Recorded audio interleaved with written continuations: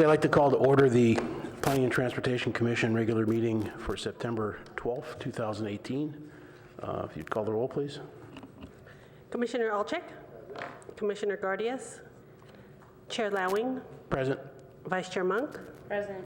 Commissioner Riggs, Commissioner Suma, Present. and Commissioner Waldfogel. That's 4 present, 3 absent. So we have a quorum. I also understand that Commissioner Gardias will be here at about 6:30. So we'll go ahead with oral communications. There is one speaker card for that. That's Valerie Stinger. Please come to the mic.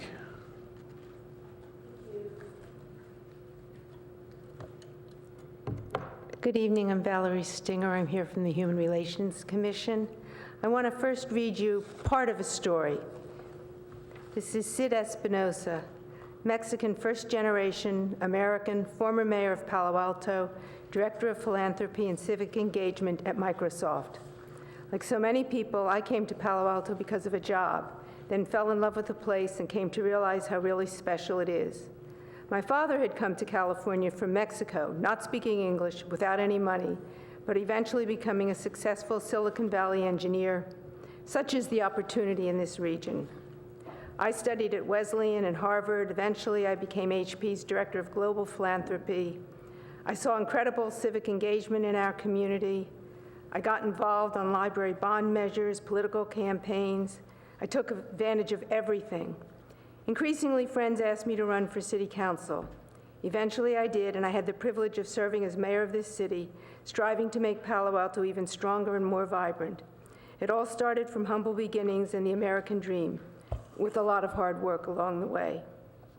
This is one story that's going to be hanging in City Hall September 14th through 21st for Welcoming America Week, and I'm here to invite you to participate in that program.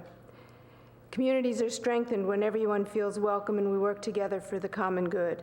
The Palo Alto Family YMCA is leading a Palo Alto community collaboration. And let me describe that. That's the Y, the Human Relations Commission, PAUSD, Adult Ed, the library, the History Museum, the Media Center, Avenidas.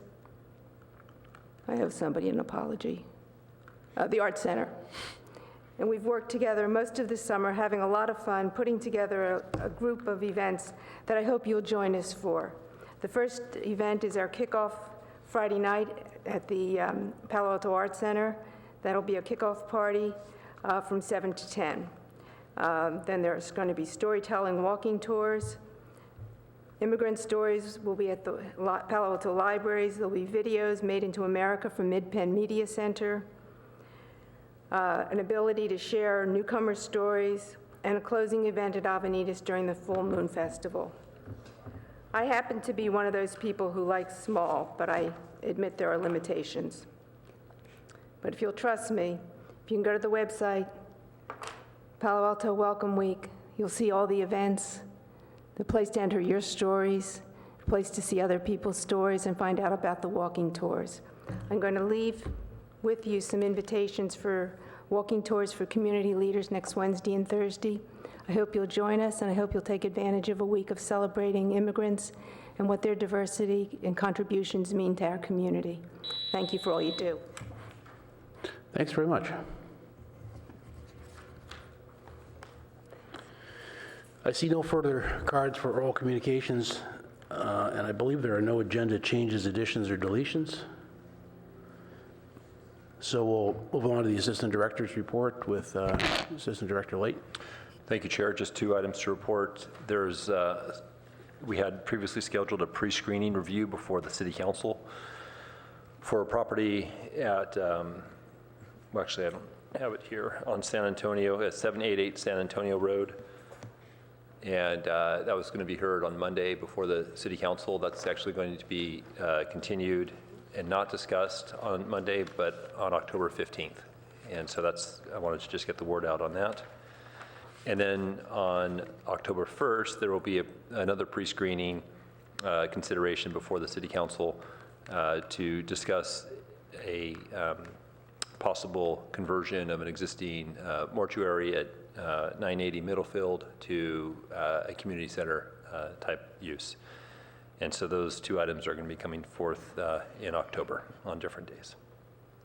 That's it. The second one was the 1st, and the first one was the 15th, right? Yeah, Okay. that's right. Okay.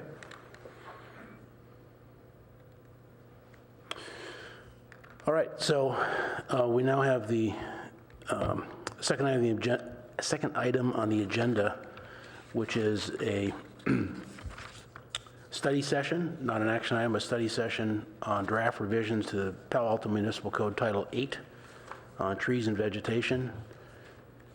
I think our urban forester is going to be making that presentation. Yeah, thank you. We're going to, Walter Passmore will make the presentation for some changes that are anticipated for Title 8, and we're here to help in any way we can. And we'll do that first and then take some public comment. Good evening, Commissioners. Walter Passmore. I'm the urban forester for the city. Do want to give a brief introduction of draft changes and the reasons behind those. We do have some recent legislation from the state of California, in particular the water efficient landscape ordinance, that has prompted some changes to our ordinances and also our technical guidelines.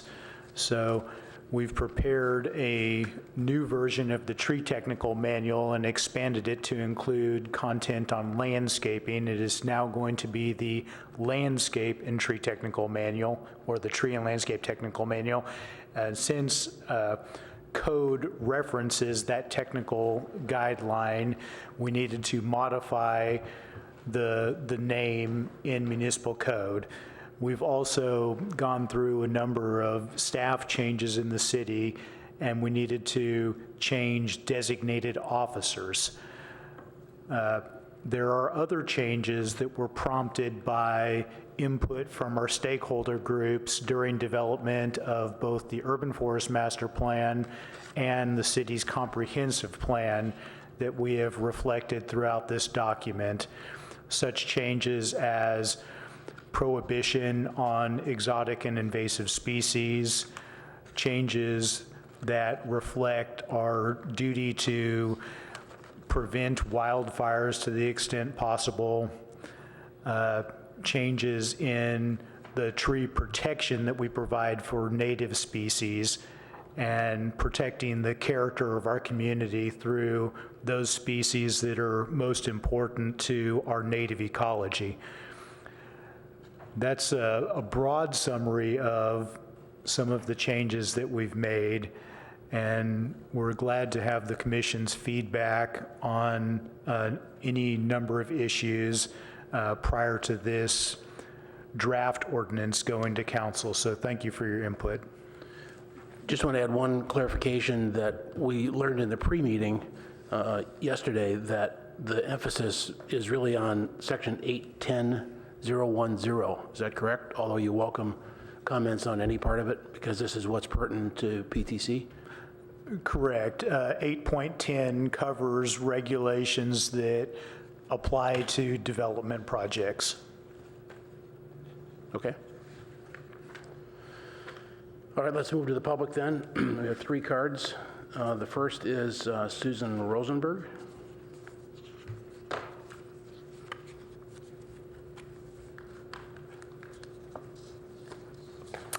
Hello, I'm Susan Rosenberg. I live in College Terrace, and I am, you may know, I'm one of the co-founders of Canopy, which is Palo Alto's urban forestry nonprofit.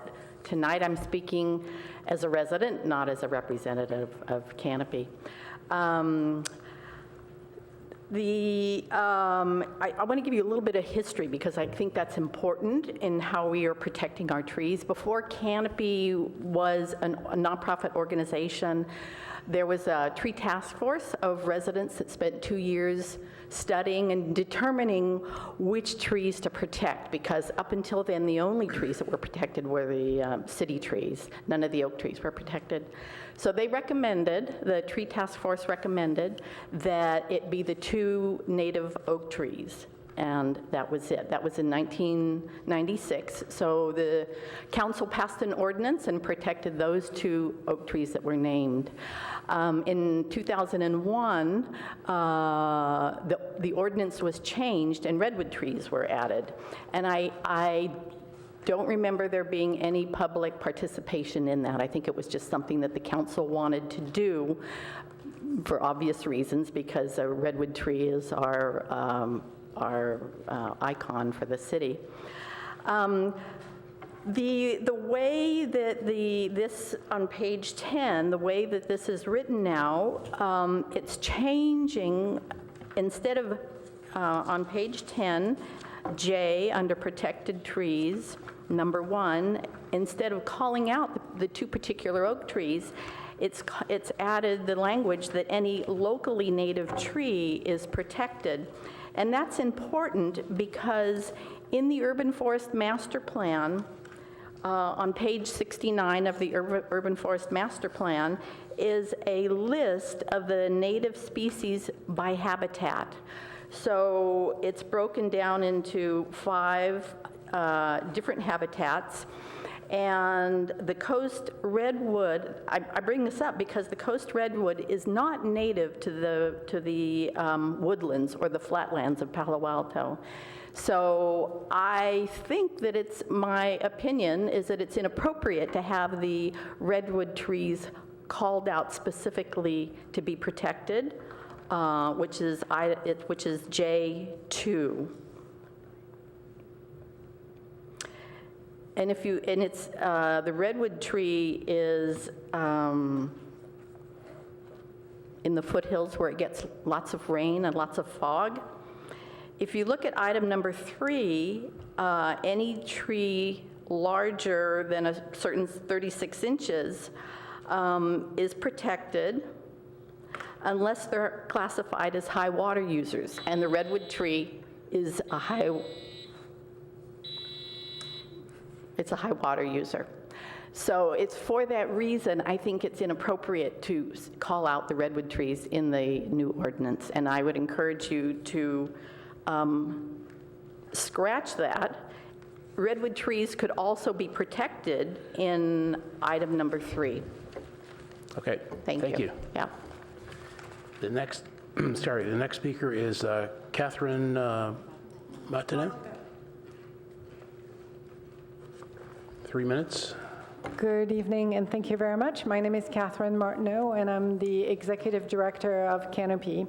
And I wanted to let you know that Canopy was one of the organizations that was consulted during the drafting of this first draft. And as well, we were very active in the creation of the Urban Forest Master Plan. And there was a first draft before this one that was circulated a number of months ago, and we provided some comments. And I'm glad that many of our comments were integrated into this second draft.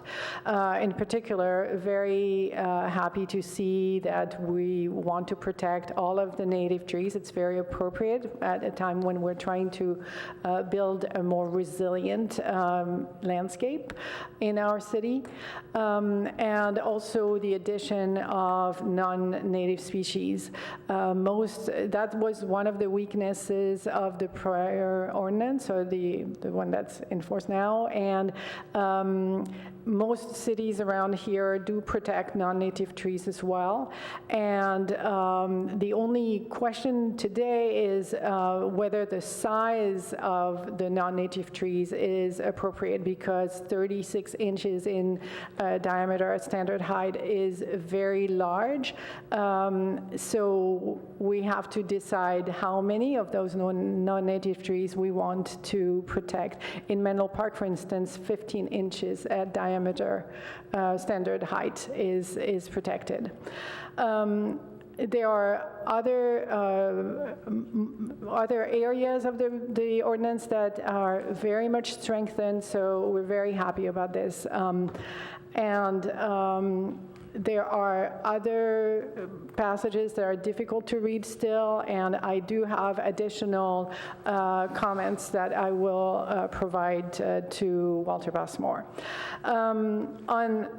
Another thing is about the redwoods. I think that I don't see any benefit not to protect the redwoods. I think they can be protected as they have been so far, and there are mechanisms to be able to remove them if they cause certain problems or limit development in a certain way. Finally, I think it would be wonderful to have some kind of a flow chart, maybe in the tree technical manual, to show the residents, the arborists, and the developers and the contractors how the ordinance works. If you start with a development project, if it's a non-development project, how does this all work, and what are the penalties if you break the ordinance? Thank you. Thanks very much. The next speaker is Winter Dellenbach. Winter Dellenbach, Barron Park, where our redwood trees, our native redwood trees, are mostly thriving. The California Native Plant Society certainly considers redwood trees native to Palo Alto. They say so explicitly. The symbol of our city, the logo of Stanford University, and as a last year's recipient of the Tall Tree Award, I would hate to not think that that symbol is protected. And there has been no study to say how many redwood trees are in this town, the devastation that it would cause if they were suddenly not protected, the loss to our canopy. There's been no analysis, so I would certainly urge that we continue doing what we've been doing. I want to move on. The term preservation should be returned to the tree preservation ordinance. It was removed. It should be called tree preservation management and landscape regulations. If you look just under the chapter heading, you will see that actually tree preservation is the purpose of the entire ordinance. It says right there. I want to go really fast if I can. Yes, 36 inches is too large. That's actually 9.42 feet in circumference. 9.42 feet in circumference. I got out a metal measuring tape today. My husband had to help me because it was so big. It is really whopping. That's too much. Not many. I so, by the way, appreciate Walter Passmore. You did dandy in trying to protect more trees. Thank you so much. I got to also comment on this, and thank you, Catherine from Canopy. We really they worked hard, and I did some work too. But that's too big, and we got to bring it way, way down. Also, adjacent property owners who have protected trees right on the property line on a property that's going to get developed, those trees have to be afforded under the ordinance protection too, and those have to be disclosed just as other trees on a developed site are disclosed at the time under .40 in the ordinance. And under the appeal, not only the person seeking the director's approval to remove a tree, but also people who want to save a tree should have a right to an appeal to the director. And also during construction, not only during construction should the protected trees be protected, but afterwards we must ensure their long-term survivability, particularly oak trees, by strict oversight of irrigation systems, plant material, hardscape for appropriateness. Now that may be worked in or not through another way, but that has to be taken into account, and I think I got most of my points in for now. So thank you very much. I hope I didn't talk so fast you couldn't even understand me. What a waste of time that would be. It's recorded too, so. Thank you. Okay, next speaker is Martin Bernstein.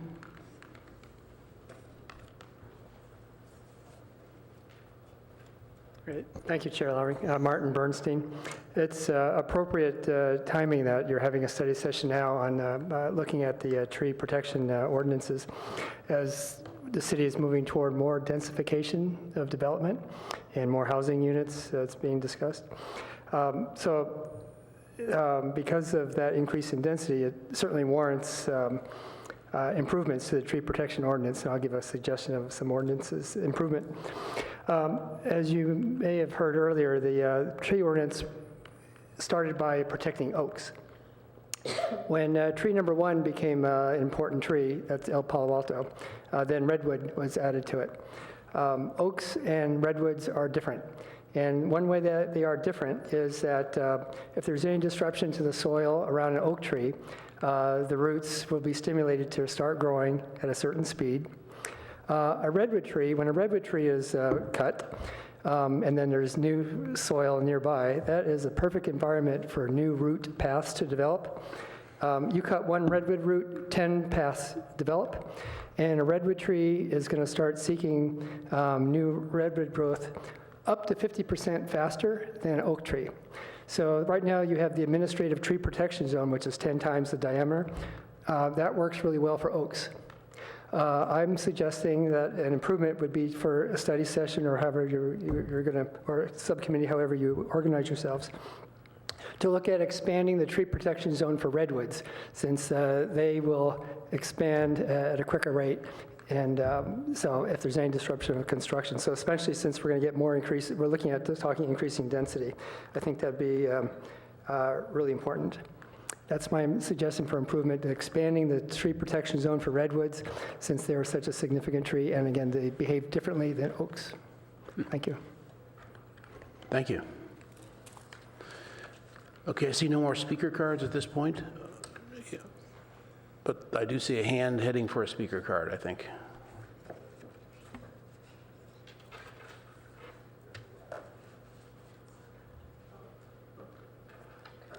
Lynn Giapella. I was on the original tree task force. That's how old I am. And I'm down here tonight in particular because I have read these new proposals. And one of the weaknesses in the city that I have found is that after an ARB approval is made, the landscape may or may not survive even past the first year. So the trees have been planted as replacements. They're gone within a year. In some cases, they're very extensive ARB landscape plans, and the water has been turned off. I've contacted Mr. Passmore, I believe, on several different occasions, and there doesn't appear to be anything to do about it. So if Safeway was required to put in 30 trees, there might be 10 of them now that are dead. No replacement. The water was turned off during the drought. And now across the street, we noticed that they're dying at 2 of the businesses across the street. And if you go around the corner, you'll see even some of the other proposals on ARB approvals are also dying. So it seems to me that these rules are, and the code is very good. However, if you don't have a strong enforcement and you have no way to replace those trees, so private, when you take down the trees on a private property and it's perhaps a street tree on the property side, it's probably not going to be there within a year, and there's nothing been done about it. And I would like to know if there's any possible way to include language so there's some kind of enforcement action if private property owners decide to take down a city-approved tree which was part of their project. Thank you. Thank you very much. Yeah, we are going to get a card for that, okay. All right, that concludes the public comment part of this hearing. And unless there's anything to add there, we can just go to commissioner comments. So suggestions here and a question for the currently 4 of us. I think it makes sense to go through this just sort of a section at a time. But the question is, should we start with 8.1, which is the primary input that he wants, or would you all like to move right through the whole thing? Opinions? questions first? Yeah, we can do questions first. I'm just interested in terms of the whole process. No preference? Okay, let's get some questions and then we'll come back to that. Commissioner Suma, did you want to start?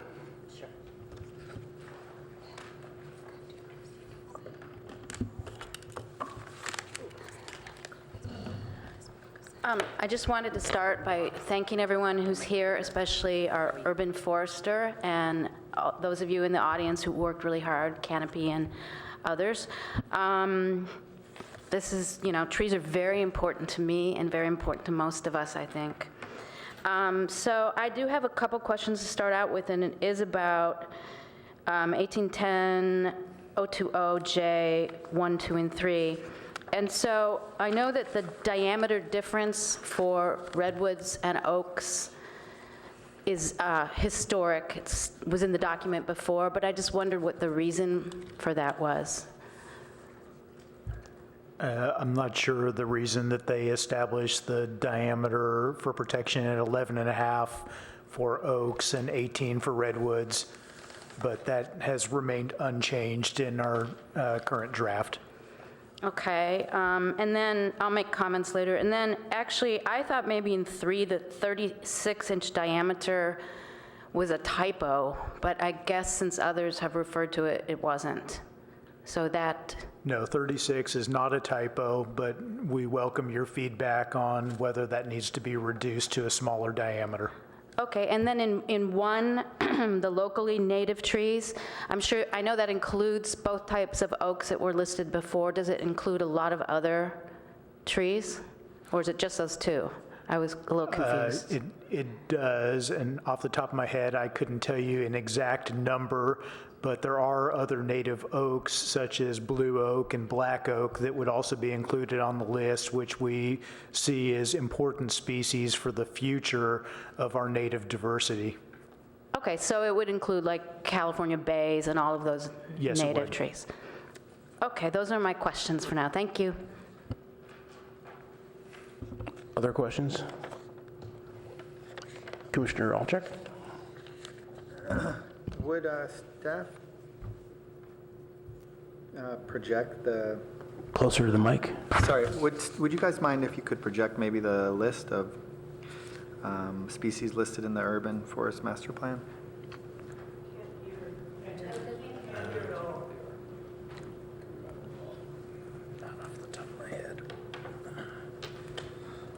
We can try to work on that. We don't have that readily available.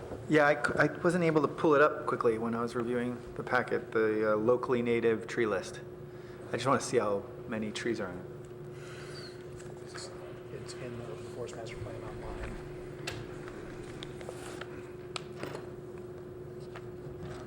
So it's going to take us a little bit, so if you want to go to some other questions, we'll try to pull it up. Commissioner Alchek, did you have others? No, I don't have questions, other questions.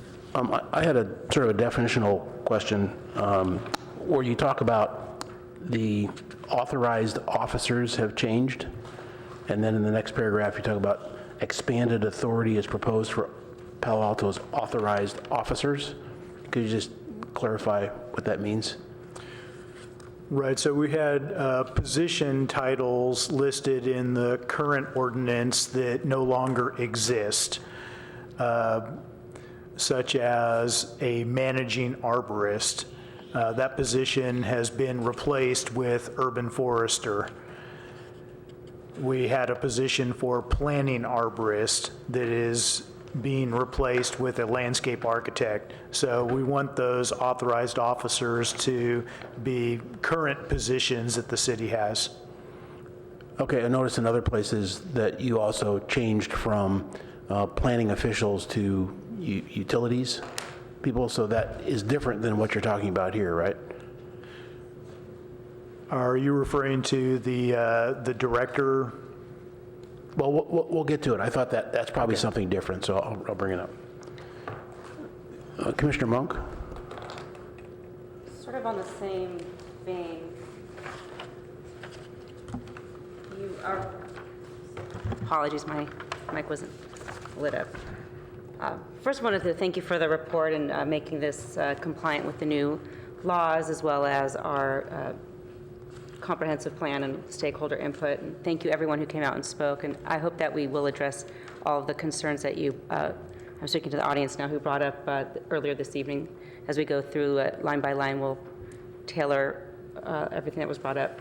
But just as a high-level question, in regards to the management and the increased time for staff review, can you give us an idea how much time you would expect this to slow down, if at all? It said it'll be a nominal change, and that's in your very first paragraph of the report summary.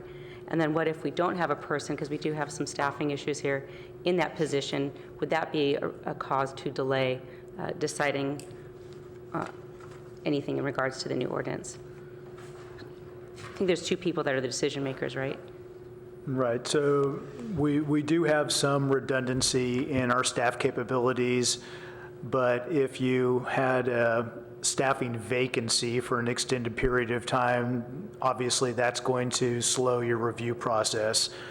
That being said, we are currently in the process of interviewing candidates for the landscape architect position, so that position will be filled very soon, and that will bring the urban forestry section back to full staffing. So for the foreseeable future, I would not expect any delays in the process. We've also introduced a contract for more basic review processes and inspection of development projects. So that has enhanced our capacity and given us a more flexible staffing model that's responsive to the number of permit applications that we're getting. I think that's a much better model than we were using in the past, where we were solely reliant on staff. Did that answer your question? It did. I appreciate it, because, as you know, a lot of the concern that folks have with development is the delays that they find themselves up against with just the process that they have at the city level. So anything that can be done to alleviate those delays, or have a process in place in the event there remains a vacancy, that there's an internal policy that it could get shifted to another individual or department to get decided on. That's helpful. Yeah, I do have other questions, but I think they're more specific as we go through the ordinance itself. Thank you. Okay. Staff is consulting now, so we'll pause a minute.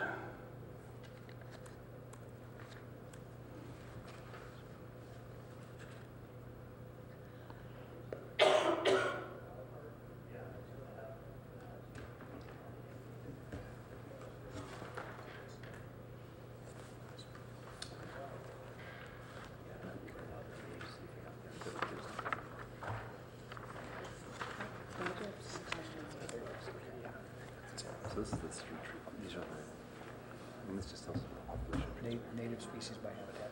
Okay, so this right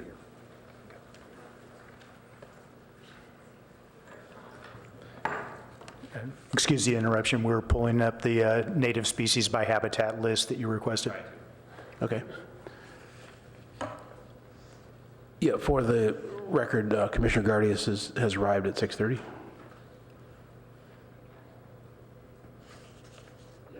So if you have other questions, this is going to take a few minutes.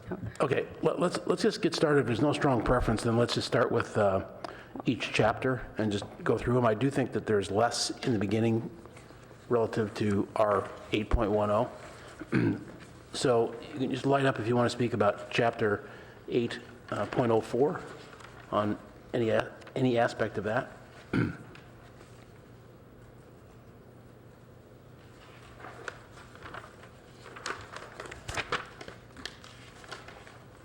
I just had a couple quick questions on that. On 80402 violations, no person shall plant, remove, top, or any way damage, destroy, injure, or mutilate a tree. Does that mean that they should not even prune it? A bad branch, or a branch that's dangling in front of a stop sign, or? That's correct. people are not permitted to prune a public tree without permission. However, we do have a permitting process in place that if residents want the public tree pruned outside of our routine cycle, they can make a request and we can issue a free permit as long as it complies with city standards to do that pruning. Right, and I saw that in there.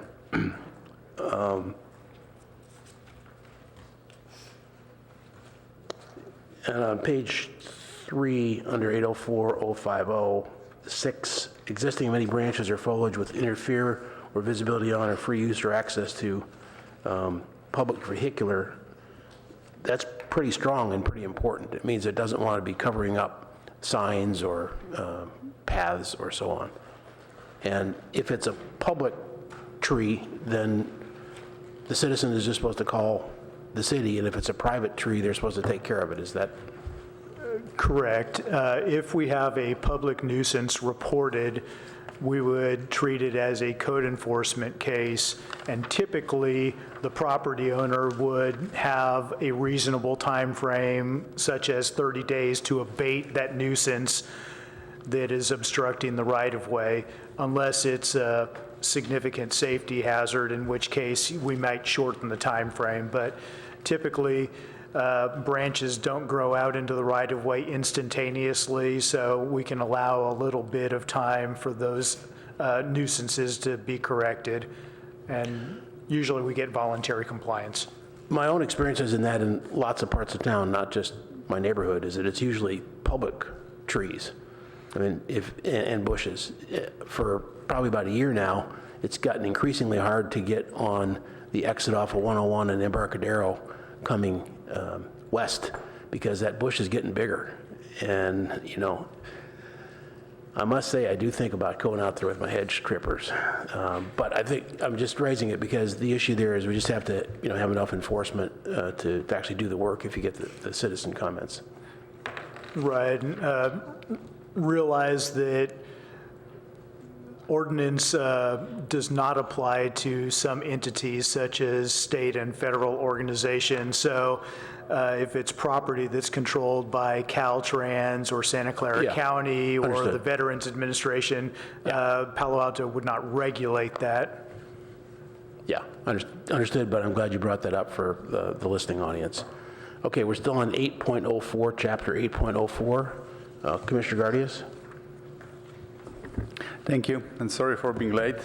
So if there was some question that you responded to before my arrival, just please advise. I may not be in the loop that quickly. So if you could just, I'm going to go and just refer to specific chapters. So it goes throughout the changes of this ordinance, and this is on page 2. 8.04020, violations penalty enforcement. I'd like to know, because there is an expansion in the chapter, in the paragraph C, there is an expansion of roles that pretty much they have authority to exercise the penal code specific section. And it seems to me that the expansion of the roles is significant. It just goes also to persons that I would never suspect should have authority as such, like, for example, project managers. I don't think that project managers should be specifically authorized to carry to exercise any authority under the penal code. So from my perspective, I would like to limit this, remove this authority, and then just keep it solely to the professionals that are by either by some measure, they have authority to really assess the violation as opposed to some other associates. So I suggest to remove this person throughout these changes, because I think that this also, it appears in some other changes. Would you agree? If you would allow me to explain briefly, the urban forestry section assigns project managers some broad responsibilities. So we have one project manager that is responsible for all public trees, street trees, park trees, and trees around public buildings such as City Hall, and another project manager that manages all of our utilities vegetation management. So I think it is important for those titles to have the authority to enforce codes, especially the public nuisance section when it comes to interference with our public right-of-ways or utilities. I believe that, so thank you very much for explanation. I believe that this is not within the code enforcement is not within the specific responsibilities of a project manager, but it may be a different scope of responsibilities within this division. But I still sustain my opposition to just retaining this role. I think this has a totally different purpose or scope of duties. Yeah, I do. Did you have other comments on this chapter? I had a question for Sorry. Commissioner Gardias. Okay, Commissioner Monk? So my feeling is that we have rules that we're putting in place, and we want to be able to do everything we can to enforce these rules. So I'm concerned that you want to scale back, Commissioner Gardias, the city's scope of enforcement opportunities. And I was just curious as to why that you're taking that position. So it's not scaling back, it's just maybe not expanding that much. So I totally agree with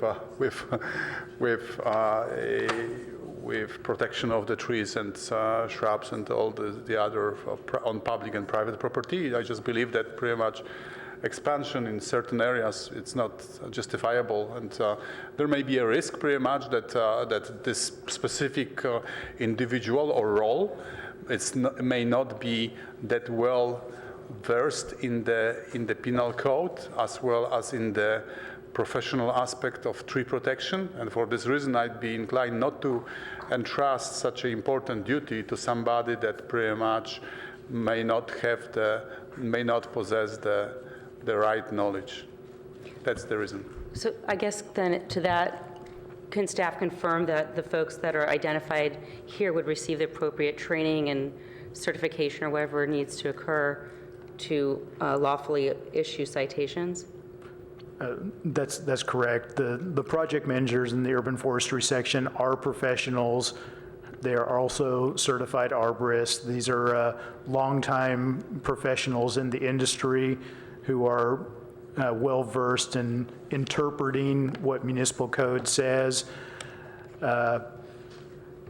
And they get, my input before citations are issued. Okay, why don't you continue with your questions or comments? Thank you. Next comment is about paragraph 8.04.050, public nuisances. In paragraph 8.1, it's you added or members of the public. I'd like to understand how, and this is we're talking about the endangerment of endangerment to streets and or street trees or portion or thereof or members to the public. So I'd like to understand how would you quantify this, because the other elements, if we're talking about danger to streets or portions thereof, right, those are physical elements, while the members of the public are mobile elements, and then it would be very hard to quantify this endangerment. So I'd like to understand what is behind adding endangerment to the members of the public. So let me give you an example. We have had some situations with private trees that were endangering a park property, and it was reported to the city, but under the current regulation, that does not meet the definition of public nuisance.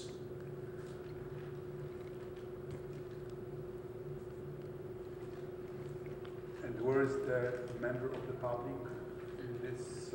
Mike?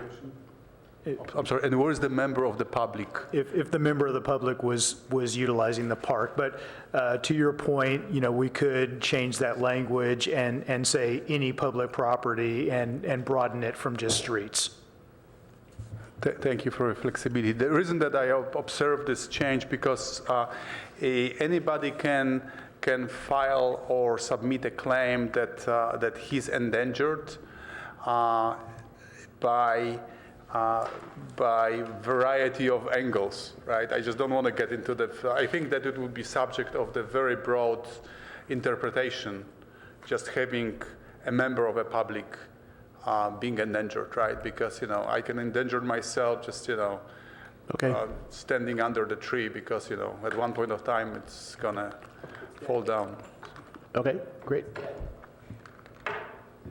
It's any dead, Yes, of course. diseased, or dying tree. It's not any tree. So the idea is if there's a dying or dead tree and it's close to a sidewalk, it may not endanger any property because maybe no one parks there because it's next to a fire hydrant, let's say. But it could still endanger somebody if they walked under it. So I think this encompasses, I think you're making more out of this than, I don't think this is a vulnerable area for people to complain about trees endangering them simply because they exist. I think this is when dead trees aren't properly dealt with. Okay, well, Walter has the comments on that then. So, next comments? Next item is, what was the reason that I'm looking at point 8.04060? This is just about the notice that is being served to the owner or tenant involved if there is public nuisance, and then the ordinary U.S. mail was removed. It's just a technicality, or it just caught my eye, right? I know that this is classically you can send with first-class mail notice, and this meets the legal obligation. Right, so I think we wanted to remove that language because there are effective communication methods that do not require ordinary U.S. mail, and they document the official communication just as well, so we didn't think that that was necessary to retain. Okay, thank you. It was just a question. Is that all in that chapter? In that chapter, yes. Okay. Let's go on to chapter 808. Oh, sorry, Commissioner Alchek. Okay, so in 80470, we changed the idea of street trees to public trees. And I understand that you're expanding. Sorry. I understand you're expanding. You're trying to include trees that we normally do associate with sort of public responsibility into the definition. I guess the question is when we say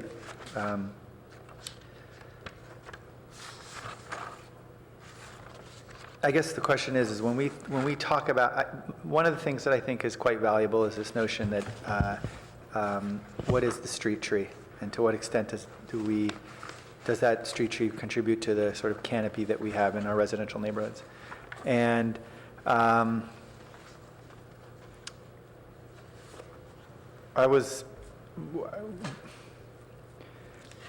concerned with sort of downgrading the concept of a street tree, if you will. That's all I'm going to say. Maybe that definition should be damage to street or public trees. I think that when people are walking down the street, they are familiar enough now, if they're residents of Palo Alto, with the concept of what a street tree is. It serves a specific purpose. It shades the street, or it provides a canopy over our streets. And I think we need to, one of the hopes that I have is for our sort of urban forest ordinances to essentially enhance that protection. I support the idea of enhancing the community's sort of sense of ownership of these trees that are on our street. Or within 30, I don't know what it is, 36 inches from the street, 48 inches, I don't know what the particular measurement is. Am I close? Typically about 10 feet from the curb.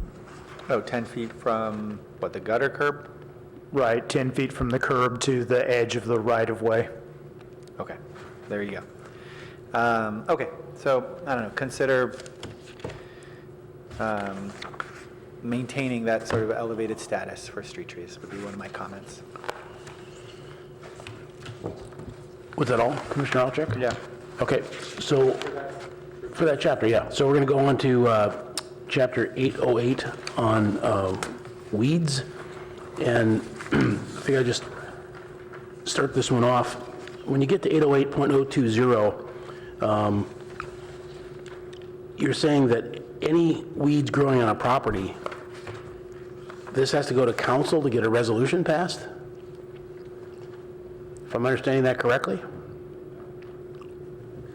So this chapter deals with the process by which we authorize the county to come and take care of the weeds and then bill the property owners as part of their property tax bill for the cost of dealing with the weeds.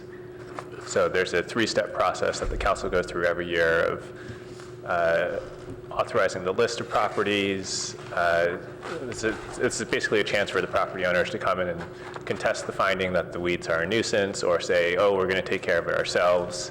But there are 3 different steps. First, the list, then authorizing the county to go out and deal with the weeds, and then finally certifying for the county that they should bill the property owners. Well, somewhat consistent with our discussion, I think it was at last week's meeting, last 2 weeks ago meeting. Council's got so much to do. We're now sending them stuff that they have to make decisions on weeds. Can't that be done within a department and then have somebody come and appeal it if they think that the city's out of line? It just seems like it's sort of something on council's agenda that doesn't need to be there and can be handled at a lower level. So I'll just leave my comment at that.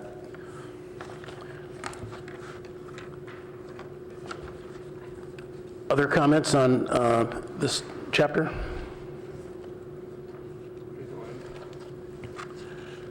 (8.08). No other ones? Then we will move on to 8.10. Sorry, Commissioner Darius has one question. Yeah, I have a question about when you edit, and this is 8.08010, which is public nuisance. When you edit paragraph 3 to point B, plants, shrubs, and trees determined by the fire marshal, and then you talk about the proximity to ignition sources. What did you have in mind specifically? Are you talking about like vines growing on the? What does this specifically talk about? The proximity to the spark arrestor, to the chimney, or?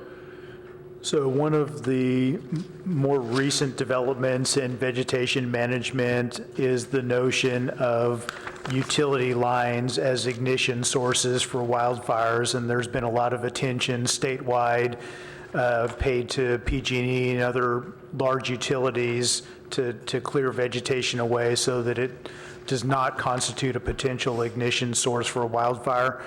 And we are wanting the fire marshal to have more authority to respond to upcoming regulation changes from the state. Yes, and I believe that this is in regards. This relates to the document that I asked that you said that you would bring to this session, which I couldn't read because I'd have to buy it, of course, right? So I was wondering if it's specifically to the transmission lines, and thank you very much for, this is the document that's being referred, I will pass it on. So if you could just tell me, I will not be able to digest it. Yeah, let's just have Walter give us the information on that. Yeah, so if you could just tell me where in Palo Alto we have situation like this. I know that by Newell there are transmission lines, right? And then there are some trees that are redwood trees that are being trimmed because of the proximity to the lines. But where in Palo Alto this specific document applies to the proximity of trees to the power lines?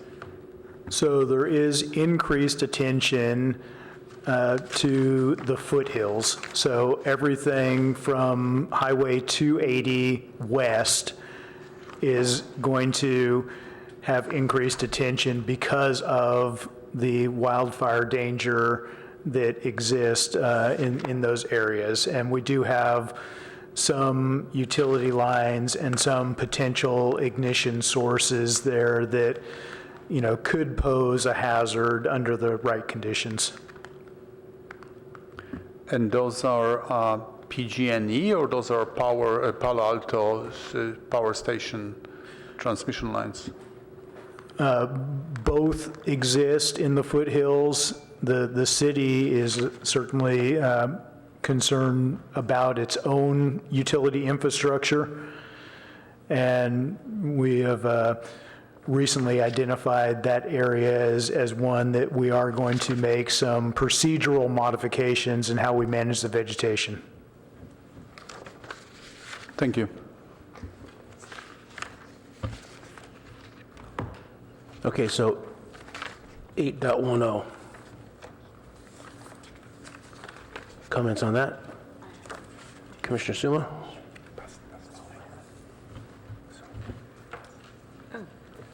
So some of these were my thoughts, and they were echoed by some of the members of the public. I do think it would be nice to have the word preservation back in the title of Chapter 8.10. Of course, the content is what matters the most, but I just think it sets a better understanding for what's to come. And then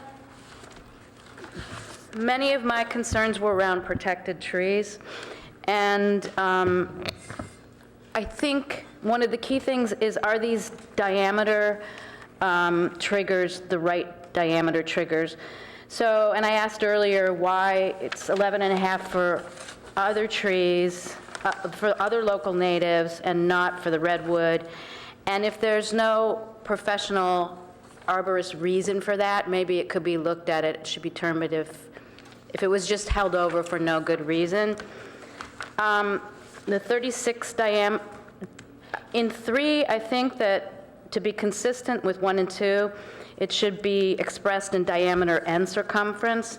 And the circumference, which I had to figure out myself how to do that, because I think I forgot.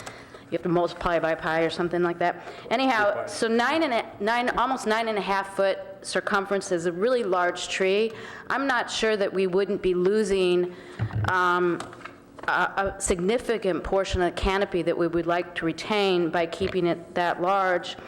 And as one of the members of the public pointed out, we don't really have any information about private trees, how many there are. Not that I expect that we could do that sort of thing. I know that Canopy did try to do a count of native oaks, so there may be more information about that. But that being said, the canopy is of such extreme importance and is so precious to us for the obvious benefits for the air and as habitat and shade, that I wouldn't want to miss out on this diameter.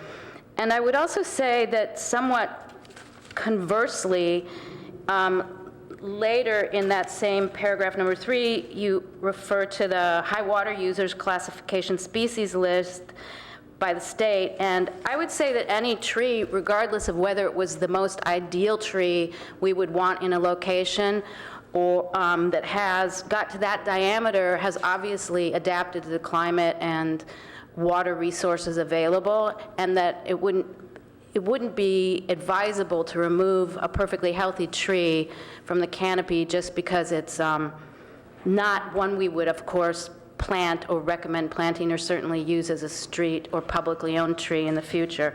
So, and then my third comment is that I guess I would prefer redwoods be contained, Sequoia sempervirens contained in number 1, since they are a locally native tree, in my opinion.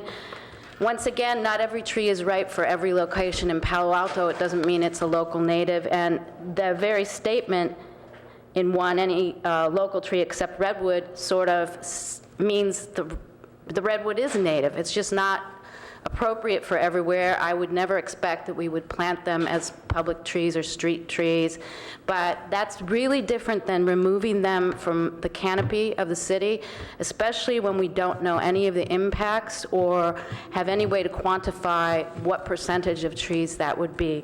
And I think that is one of the most important things in here, and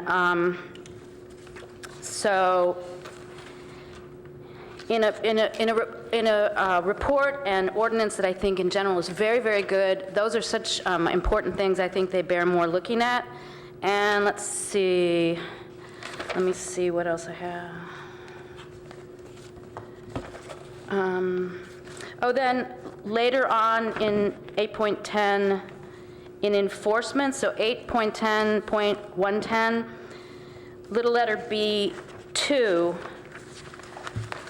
If somebody unlawfully removes a protected tree, we're saying that the amount, we cannot exceed $5,000 as a fine. Are you page 12 here? Is that 15. 8.10.110, little b2. So I'm not sure that $5,000 could capture the removal of a magnificent, very large tree of any variety. So, and I know that other cities capture much higher replacement values when trees have been unlawfully removed. So that didn't seem quite like the right number to me. And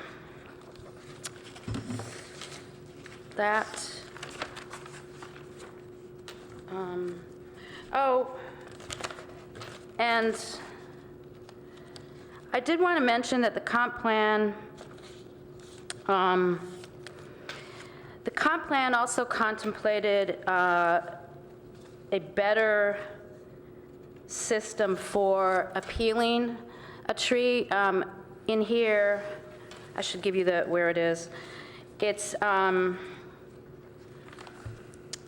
It only allows the applicant who wants to remove a tree to appeal it. I think a member of the public said this also. There was a very strong preference on the comp plan in the Natural Environment Subcommittee to expand that appeal so that nearby people would have notification of the appeal and could actually appeal the removal of a tree. And then the reason I think that's fair is because trees hang over, you can't contain them by lot lines. They hang over a lot of different people's yards, and they can affect different people's homes in a lot of ways. And so the comp plan, it's N2.10.3 was added to that natural environment just to allow for that kind of expansion of the appeal system. So I would recommend that you look at that. And another thing that's in the comp plan that's not anywhere in this ordinance, but it might be nice to kind of mention it, is N2.7, which states that we should aspire to a 50% canopy, which is an increase in the canopy size. So since we would like to do that from what it is now, 30 point whatever to 50, it's not really clear to me that these diameters for protected trees would fully address that concern. Thank you. Thank you. Other comments? Commissioner Alter?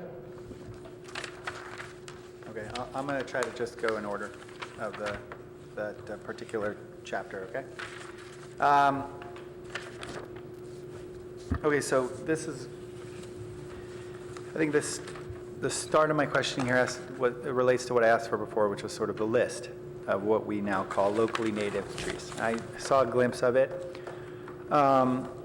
Since this is a study session, I'll just make some recommendations that I think are worth looking into. The first is that list is not particularly helpful to residents who may be unfamiliar with what terminology you're using to describe the habitats. So the list I saw that Jonathan put in front of me here suggested foothills, and then there was another one that said riparian something, Oakfield or something. Yeah, let me help you out a little bit there. So this is the Palo Alto native species by habitat, and so it listed the habitats and the trees, and just by way of... How many habitats are there? That's basically what I'm looking for. So you've got 1, 2, 3, 4, 5. So there's 5 habitats. I think at the very least we need a map, color-coded, that identifies where those habitats are. It's difficult for someone like myself to sort of discern whether or not this list is overly expansive or not significant enough. Are we protecting tree, where do we find that? Let's say there's a habitat there, one of the 5 that contains a list of 8 trees, right? Where is that habitat so that I know where those 8 trees are protected? One of the risks, I think, is having a tree protection ordinance that is overly complicated, and that becomes difficult for a typical person to understand. So I think that's one way it can be made easier to sort of appreciate.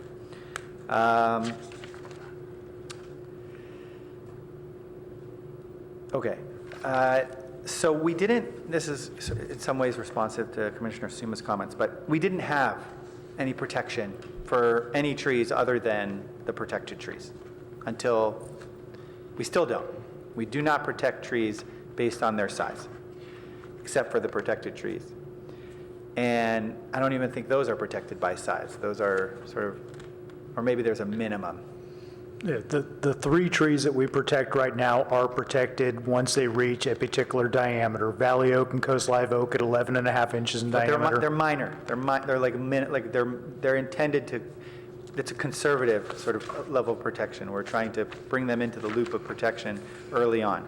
So we don't currently protect a tree that's, let's say, an avocado that happens to be 15 inches in diameter. No. And I don't know that we should be. I think the question is, to what extent has not been protecting those trees been problematic? And I'll just, I'll share my experience in the last 6 years being involved on the Planning Commission. One of the things that we hear about that I think the community struggles with is when, suddenly there's a tree being removed and nobody was aware of it. And nobody had a chance to potentially, to have an opportunity to voice their concerns about a tree. I think expanding the universe of protected trees simply based on a tree's, like we're looking here at J3, on page 10, any tree larger than 36 inches in diameter of any species, right, except for the exceptions, right? So yes, I think it's plainly obvious that this is a significantly large tree. I think the question is, Commissioner Suma sort of posited, are we suddenly going to be losing a whole host of trees? And I think the response to that would be no. We've never protected these trees. So we are beginning the process of including a much larger number of trees in our protection plan. And I think the prudent thing to do would be to start very conservatively, if you will, of introducing them. So while 36 inches may seem large, 9.5 feet in circumference is a quite large tree. I think what we need to do is consider the idea of incorporating that size tree, and then as we get more comfortable with the idea of protecting trees simply by their size, we can maybe in a timely way come back to it and go, I think we've noticed that we're losing trees that are 48 inches, 28 inches in diameter, and those were important trees. We can begin to sort of close that gap more. I don't think it would be prudent at this time to move to, for example, Menlo Park or Los Altos, for example, strategy. I think that would immediately bring into the envelope so many trees that it could cause some significant, opposition. Okay, I understand number 5. I don't know how often that happens. That would be interesting to learn about, but I understand why you'd want to include it. I assume any tree that's been deed restricted is not being able to cut down. That's probably enough of a reminder, but I understand that. It'd be interesting to know how many trees are sort of designated for carbon sequestration. I think that's Currently none. Currently none, okay. Well, that's an interesting concept, and it'd be interesting to see how that gets. Okay, I think one of the reasons why, and I'll say this, I think one of the reasons why I'm concerned about expanding the envelope significantly is because we have a lot of large, cedar trees and pine trees, and they can be overwhelming. And the question is should it be a fight every time you want to remove one on your property? Those are, it's so funny. You always hear about the magnolia trees being non-native and unwelcome, if you will. And when you drive down a street with the magnolia trees, I think the thing that strikes you first is the fact that they are essentially evergreen. They're constantly leafy, and they make for a great canopy. And when you drive down a street that has a sort of a seasonal leaf pattern, then it has such a dramatic change in terms of its aesthetic. But there's a perfect example of a tree that, they're constantly correcting the sidewalks to sort of address these magnolias that are sort of surface rooting. So I think that to some extent, if you had a magnolia that was quite large in your backyard and it was causing damage to your pool deck or whatnot, I mean, here are examples of areas where you're not going to get an arborist to give you a report that says this tree needs to go because it's dying, but it may be causing damage to the aesthetic, and to what extent should we be requiring a homeowner to preserve that tree? These are the areas where I think we need to ask. So one option, for example, would be to introduce a concept of any locally native tree, and carve out except those that are not within setbacks in the R1. So to what extent, for example, are we requiring let's say we do go down to 15 inch. To what extent are we requiring a residential property owner to not be able to prune the way he wants or she wants, or cut down a tree located within the buildable area of their home that's 15 inches? Not within the building footprint, but I mean within the area that we designate as buildable, as opposed to a tree that may be affording, that may be within, let's say, the rear setback of 20 feet, the side setbacks, or even the street frontage that may be contributing to the canopy or privacy.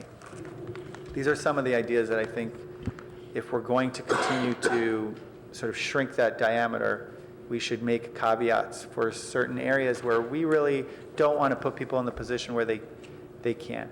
I will say this, it's not uncommon now for modern builders to avoid planting trees that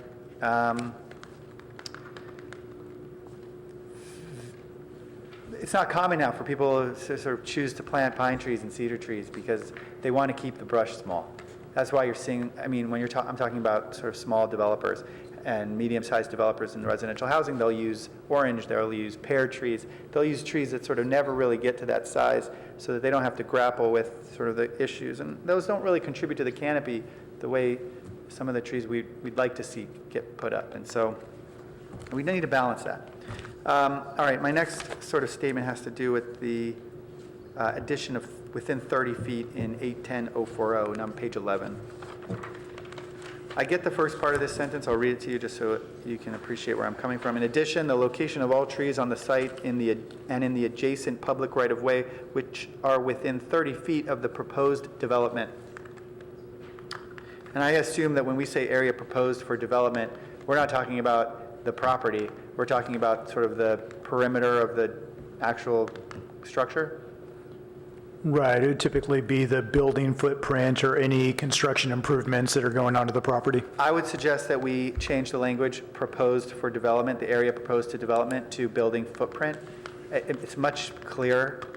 And then what I would suggest to you is that the next sentence, comma, and trees located on adjacent property within 30 feet. Within 30 feet of what? Are we talking about the fence now, the property line? I understand the notion that we want to be aware of trees that have canopies that overhang a fence, but I'm not entirely clear what 30 feet of what. So if you're saying within 30 feet of the footprint, I think we should say that. Okay. All right, looking on page 12. So I know that we have criteria for requiring an arborist report, like a certified arborist report. I guess my question to you is, what happens?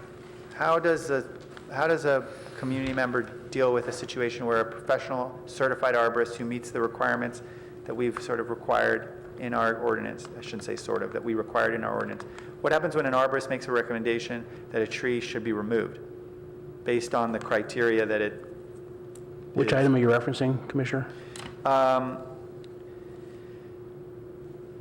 So we have, I'm sorry, page 12, the first paragraph. Protected trees shall not be removed unless determined by the director Okay, thank on you. the basis of a tree report certified by a certified arborist. Sorry. So the question is, what happens when you get that report by the arborist and the director of Public Works or Urban Forestry doesn't agree? Is it that we don't have a strict enough standard for our arborists? And how can we, I assume these reports cost a lot of money. So the question is what do we do in that situation? So reports can cost a decent amount of money, and we only deny permits that do not meet the specifications outlined in municipal code or do not comply with industry best practices, such as the tree risk assessment guidebook that I sent around the printed copies. So, for example, if an arborist report was saying this tree constitutes a hazard, but they didn't utilize best practices to establish what the risk is and whether or not there is a possible abatement to reduce that risk, then we would say we're not willing to approve the permit at this time, go back and do additional discovery to determine whether this meets the definition of hazard as outlined in municipal code and the landscape and tree technical manual. All right, so I know that there's a lot of complexity in these evaluations. I would suggest that if we're revising this, if we're going through the exercise, it may behoove us to put more clarity in here. How, for example, the last sentence says, and that treatments or corrective practices are not reasonable. That's a tough word, because what's reasonable to the Director of Urban Forestry who's looking at thousands of trees may not be so reasonable to a homeowner. And sometimes my impression in the past has been sometimes when a tree's been recommended for sort of removal, there's a fear that you lose that tree and now there's no tree for you to continue to protect.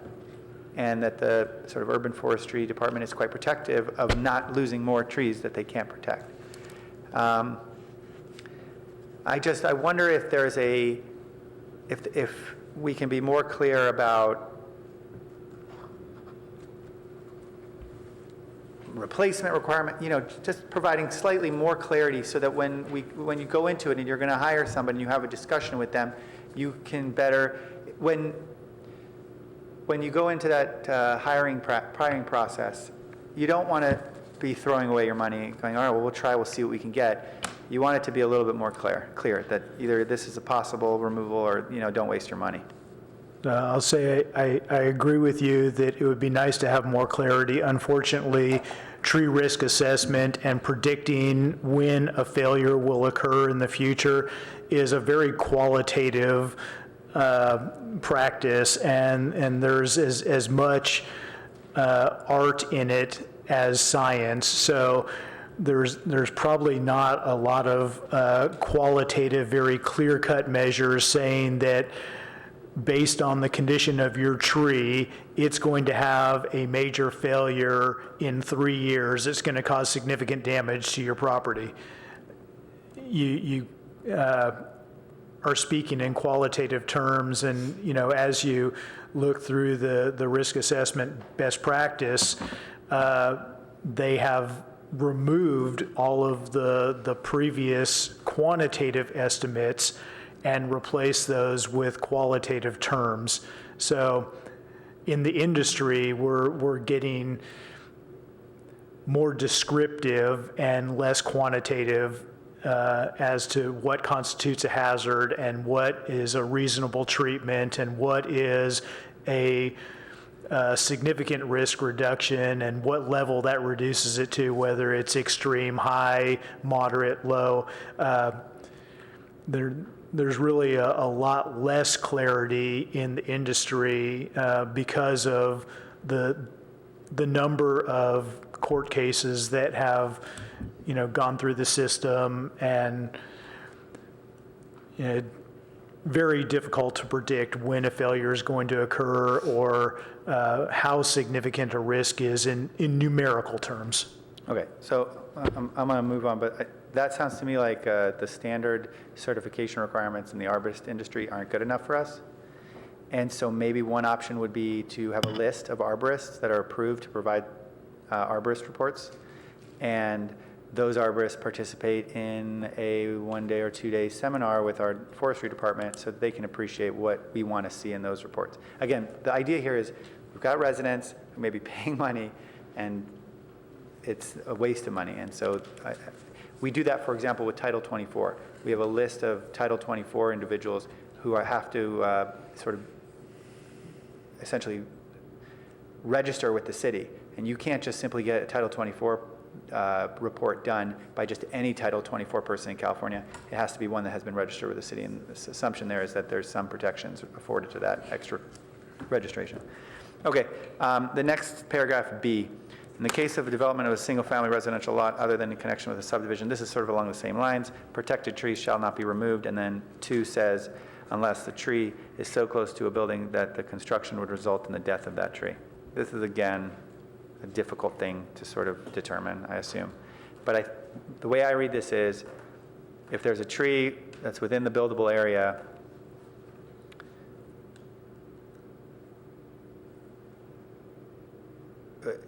I guess my question is what if the tree is exactly where you want to build, right? So let's say the tree is in the middle of a lot and it's protected and you want to put your home there.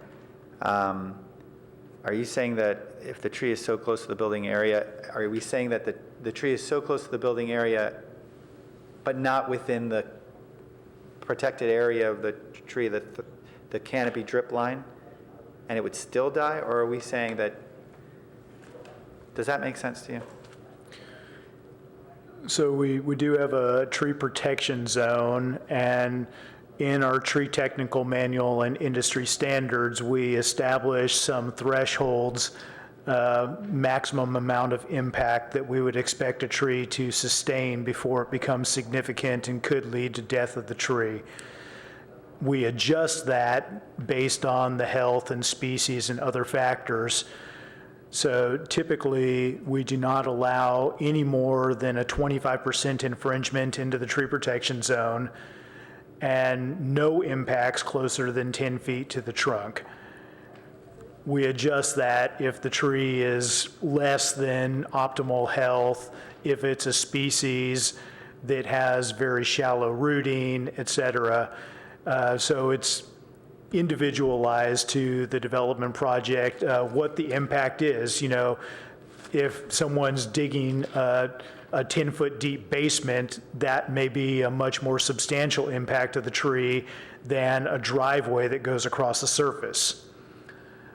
So, you know, some of this is subjective based on the factors of the development and the health of the tree. All right, so I just so I'm clear. So the idea here is you've set up your perimeter. You're looking at a tree. You have a perimeter set up as your protected tree area that may be, let's say, if it's not a substantial tree, but a large tree, it may be a perimeter of anywhere between 15 and 25 feet based on its canopy. The building, when you say building area, do you again mean the footprint or just? The footprint or any construction improvements that could impact the tree, such as excavation, compaction of the soil, building wall that would cause limbs to have to be pruned off, et cetera.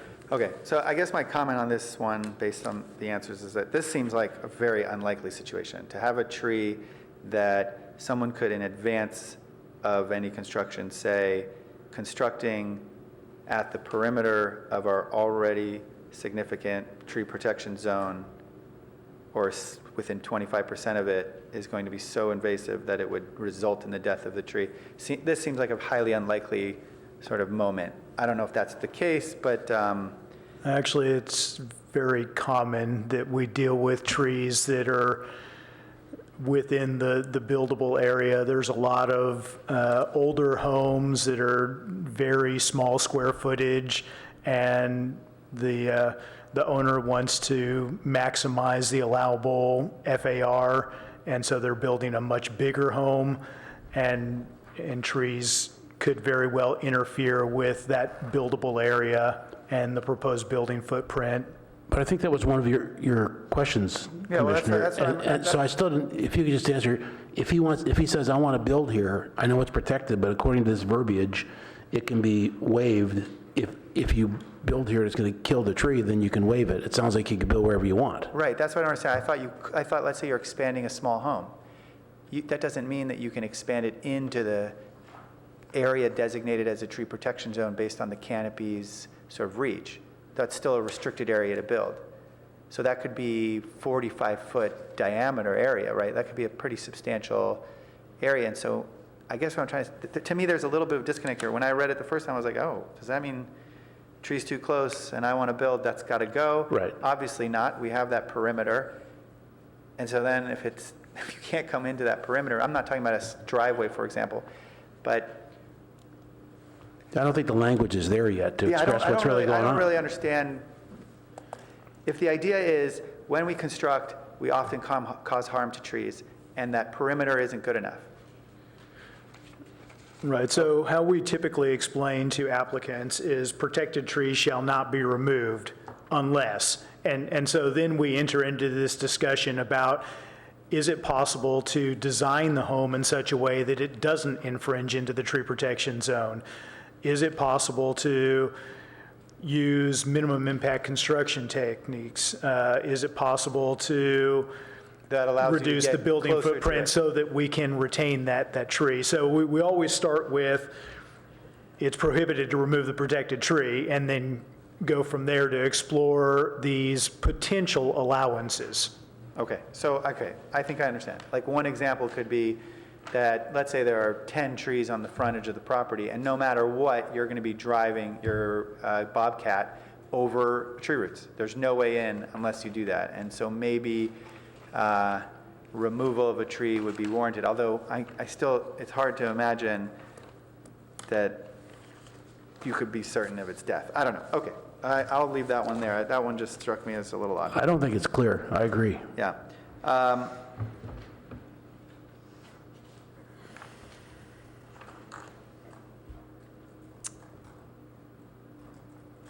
I think that the paragraphs that were added as a part of D, in the case of a development requiring a project approval, removal of protected trees may be permitted. if retention of the tree would result in the reduction of otherwise permissible building area of the lot by more than 25%. I think this is a good addition. I think it adds clarity to a person who's in the process of proposing a development. One of my questions is, how does someone approach this and appreciate what is 25%? And the reason why I mention that is because is the idea that they use the sort of location of the tree and then extrapolate the perimeter of the buildable area and then determine whether or not that's affected by the 25%? Are they allowed to decide? For example, they could grow their home this way, but they want to grow it this way, and when they do it this way, it impacts them. There's a lot, that's a very sort of, this is new, and this is trying to create some flexibility, I think, in our process. I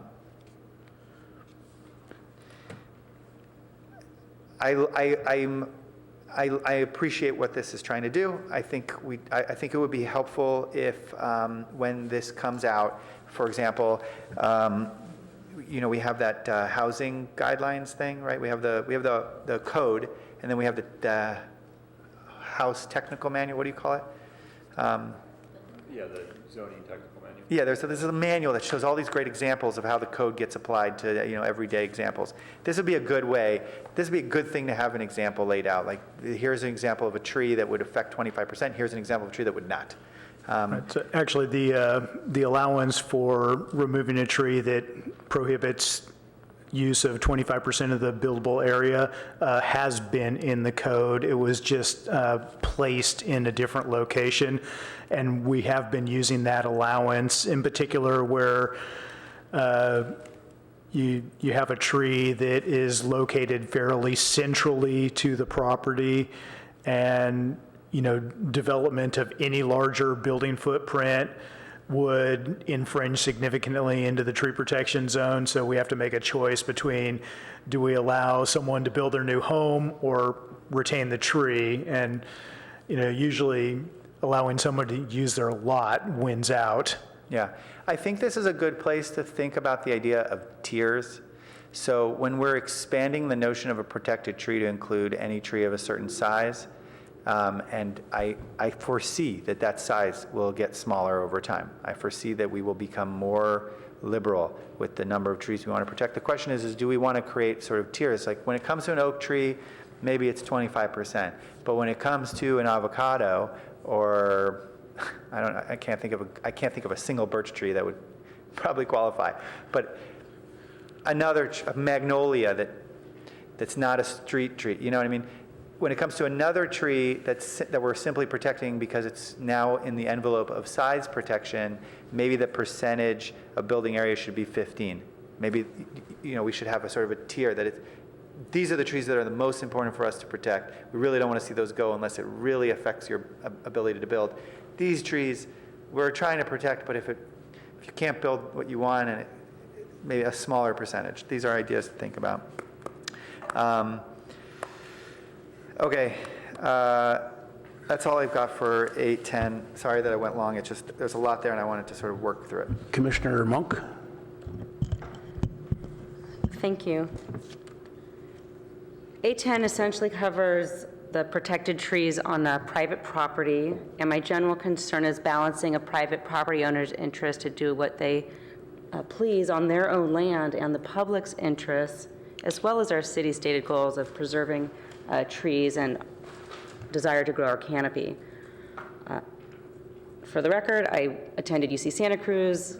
Our mascot is the banana slug, which lives in the redwoods. My best friend changed herself to trees to prevent further development of the college. So I'm very much in favor of protecting the trees, and I'll definitely address the redwoods separately.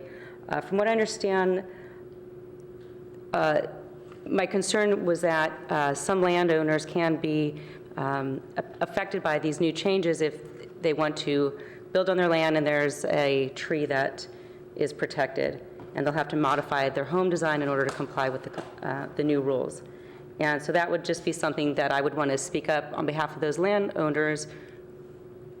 They should be able to do what they want, and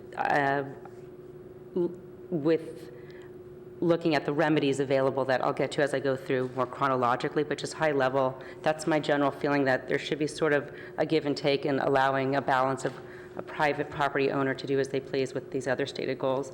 We're also concurrently updating our zoning code to encourage housing production, and we also updated our ordinances to comply with the new state laws that favor accessory dwelling unit production. So to the extent that we're looking at increasing density in housing and any conflicts in the regulations that we're looking at now that might occur as a result of trees getting in the way of further housing production is something that we do need to consider in drafting this update to the code. So what I would propose is creating some language or mechanism for council to have the ability to perhaps waive these new standards for the general welfare that would be more promotive of housing when it comes to balancing housing production over preserving a tree.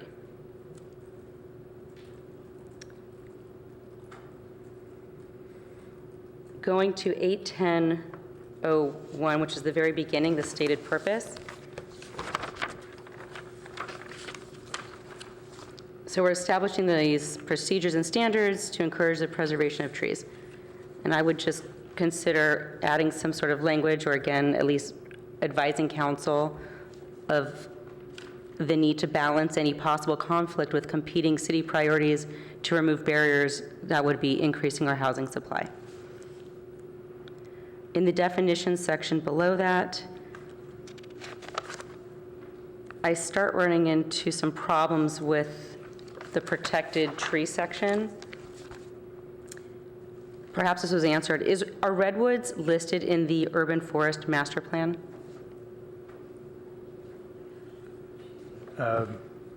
On the native tree list, is that what you're asking? Yeah, under J1, it says any locally native tree of a species as listed in the urban forest master plan. Is the redwood tree listed there?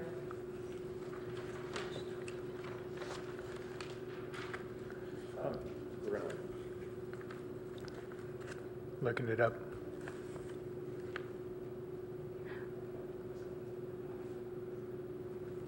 So if the redwood tree is listed there, then you have a conflict in your language, or you're trying to make an exception to it and take out the redwood. So I don't know why you have except the redwood tree at the end of that paragraph.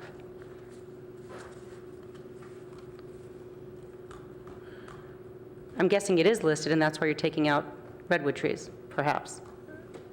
So the language about the protected redwood trees was historic in nature. As it was mentioned in the public comments, that was added after the original ordinance was adopted. So they called that out separately.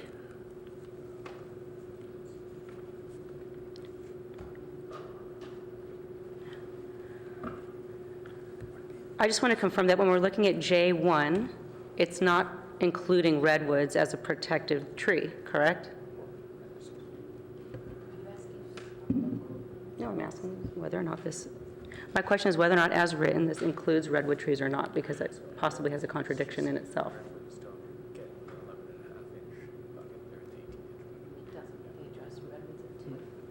So redwood is not on the list of locally native trees in the urban forest master plan. Okay, then I would remove the language about redwoods. I don't know why it's in there. I would then go on to J2, which does talk about redwoods. So, Commissioner Monk, we just, maybe you can help explain that to us one more time, why you think that should not be located there. And Well, you're handling redwood trees in item 2, so why are you removing it from a definition that may or may not be listed within the urban forest master plan? Oh, I'm sorry. It is. It is included in locally native tree. There just might be a contradiction in what you're saying here, because on the one hand, the urban forest master plan might reference redwoods of any size, whereas in item 2, you're only listing redwoods that are of 18 inches. Right. The two items are just differentiating the size threshold for protection. And how did you arrive at 18 inches? Did you write it? I mean, I would support a smaller size, as Commissioner Suma alluded to earlier. Right. As I mentioned before, that was way before my time. I'm not sure of the rationale between the 11.5 or the 18-inch thresholds. Just voicing my concurrence with other commissioners to make that as broadly applicable to any age or diameter of redwoods. I have the same sentiments in regards to 3. The 36 inches seems quite large. And then, again, there's a high water usage contradiction with the redwoods, which are known high water users. So there just seem to be a couple inherent contradictions here that might need to be cleaned up a little bit.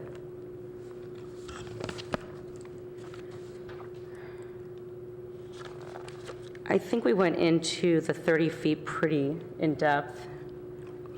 Where are you now? On page 11, section B, under the 040 on disclosures.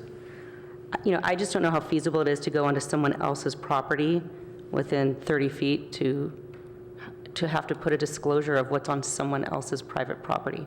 I'm just be a little concerned about the legal enforceability of that. If it's doable, go for it. I don't know.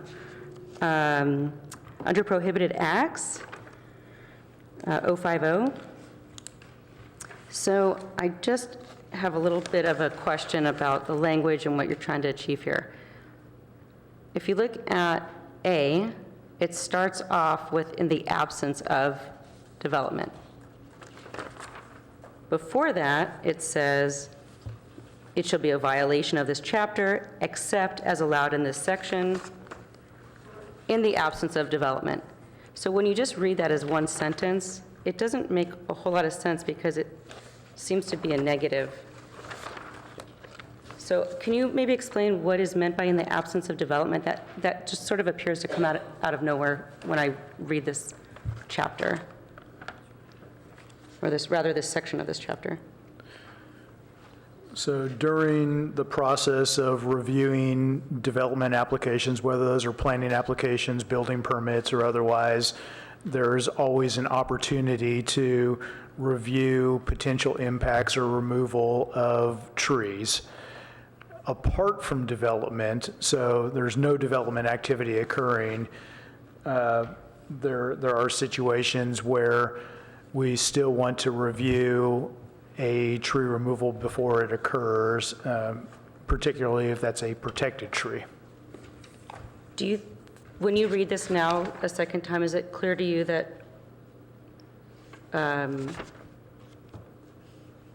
the way it's written, I mean, it seems to me that you need to maybe consider putting in some language about the process for what happens when there's development, or what development means, or define it in some way. I'm just not seeing a connection there. We didn't change that portion of the code, but I hear what you're saying. It just doesn't read very concisely, and it leaves a little bit ambiguity when you just jump into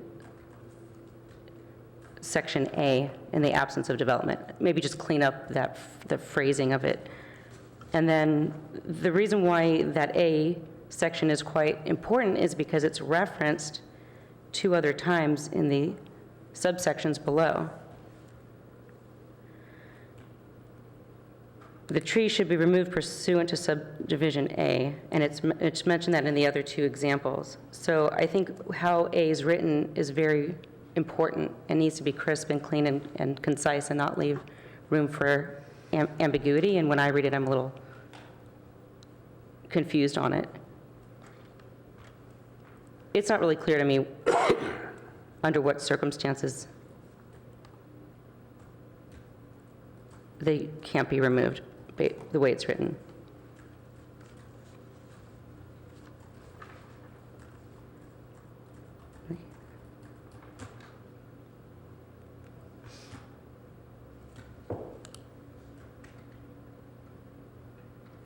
And I mean, it's redundant, because if you already have A in there, why do you need to reference it in the other 2 subsections? So I think Albert might want to look it over a little bit in more detail. I just don't understand that section, and everyone's getting tired, so we won't go into it, but it's not really clear to me what the intent is of all of it. Okay, so under the remedies for violation on page 15, with the goal being to protect and foster trees and our canopy, I think we should do as much as we can to encourage what's stated in A1, which is to provide replacement for the trees removed. And this way it's drafted, it looks to me like that's not as big of a priority that I'd like to see. I think in the case that a tree is removed for some reason, all efforts should be made to put an adult tree in as a replacement. And then a follow-up question to that is, if an owner agrees to replace a protected, is it possible to, I guess, replace a protected tree? That's the fundamental question. Can you buy an adult California oak and replace one that was there? Is that even feasible? Not in kind. So if you look at the definition of protected tree and say someone removed a 20-inch diameter oak tree, you can't just go to the nursery and buy another 20-inch diameter oak tree and plop it in there. So the remedy is much more complex to establish the time value to grow that tree to that size in that location, whether we still have a viable site, and another number of other factors. But I hear what you're saying about prioritizing replacement. And then if it is feasible to some extent to offer a replacement or, as close as possible, would it still be unlawful for the owner to remove that tree? Or could that be offered to the homeowner as a compromise? If they're going to remove a tree and they say, look, I'm going to remove this tree, but I'm going to plant all these other trees to more than make up for it, is that a situation that could ever occur? Would depend if it meets the allowances in municipal code, whether or not that tree is protected, and whether or not we have development occurring on the site. We do frequently approve removal of trees during development processes, and we do require replacement for those trees. Those are for non-protected trees, is what you're referring to? Correct. Okay. Correct. Any trees on the site, we would require replacement. If you look back on page 13, under section E1, it talks about such replacements shall result in no net loss of canopy or increase of canopy within 15 years. And that's a policy statement that is described in the Urban Forest Master Plan and echoed in the city's comprehensive plan, this idea of no net loss of canopy during development processes. So we obviously have a mechanism to replace any trees that are lost on site.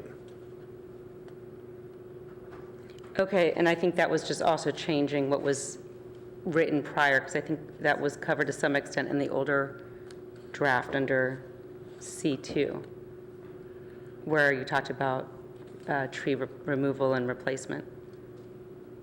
Right, we have Because you took that cleaned language up out. that language a bit. Yeah, okay, all right, thank you. That's all I have, thanks. Commissioner Gardias? Thank you. Going again to your section, chapter 8.10. These are my questions. On page 10, I think it's observation, paragraph I, obviously before J, you just provided more liberal time for excessive pruning. You changed it from 12 months to 36 months. It's at the top of the page, which I understand pretty much that that the change was dictated that this excessive pruning of the fourth of the leaf and stem is so significant that pretty much 36 months is more related to this removal than 12 months. Is this the reason behind this change? Right. The way that the current version of code reads, you could prune 25% of the tree every year. And obviously that would cause significant damage over time. Whereas if you're going to prune that much of the canopy at one time, we don't think it should be repeated for another 36 months.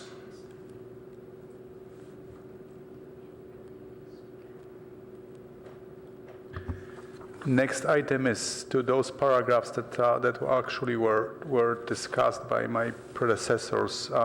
I'm talking about J3 through 5, and that pretty much introduces the group of the protected trees of 36 inches in diameter.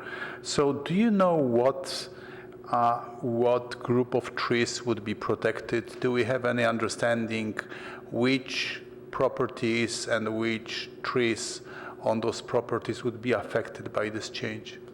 We do not have an inventory of private property, so we don't know where those trees are located. I think that they're fairly distributed around town, with more trees in older established neighborhoods in North Palo Alto and fewer of those trees occurring in some of the newer neighborhoods such as South Palo Alto. So help me to understand, because of course a tree has its life cycle, and so there may be a group of the homeowners that may be affected with this change, that may be eyeing their tree for removal because it's at the end of its natural life cycle, and now they would be there. Those trees would fall under this paragraph. So removal of such a tree, if it's part, of course, if it meets this specification, if it's not exotic or invasive species, then pretty much this would impose a higher burden upon those property owners if they want to remove those trees. Is this correct? That's correct. If we add additional trees, those property owners would have an additional burden.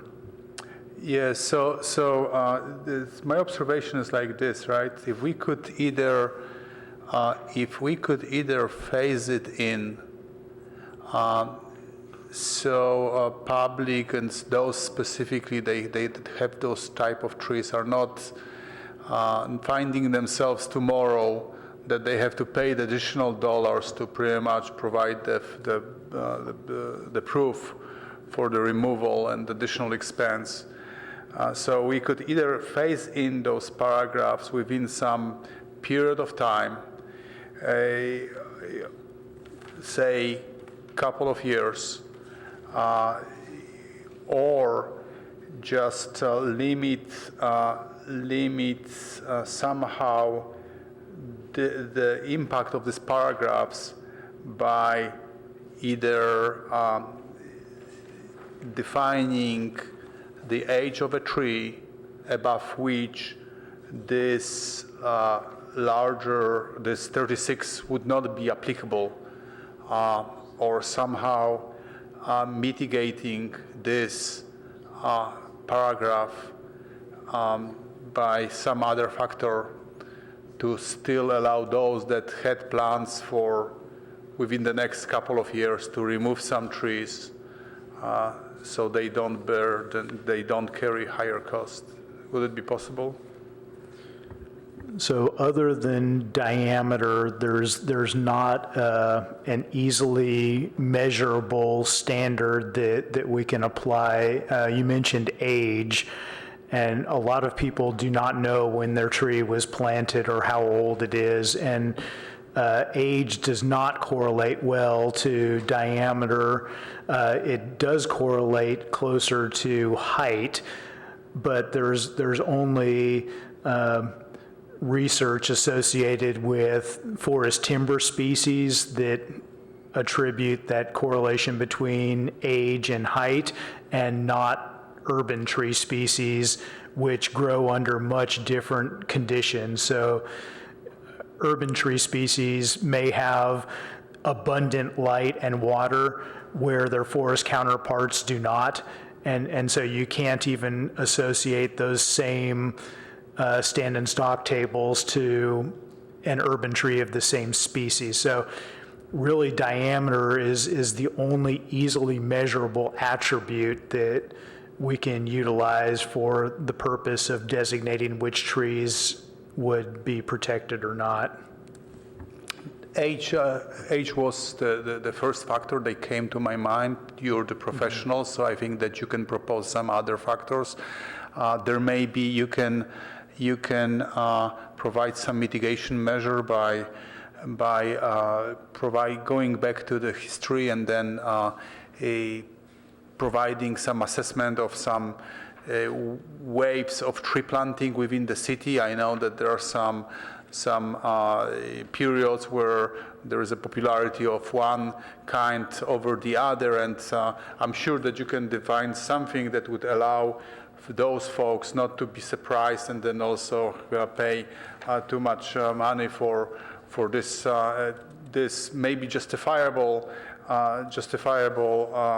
protection chapter. However, if there are some people that are already planning for a removal of the tree within next 2 years, I just don't want them really to find themselves suddenly facing additional expense and some burden because they simply would not know about this. Because as you may see, right, with a couple of exceptions, right, it's just us. So please just propose something. My other comment is about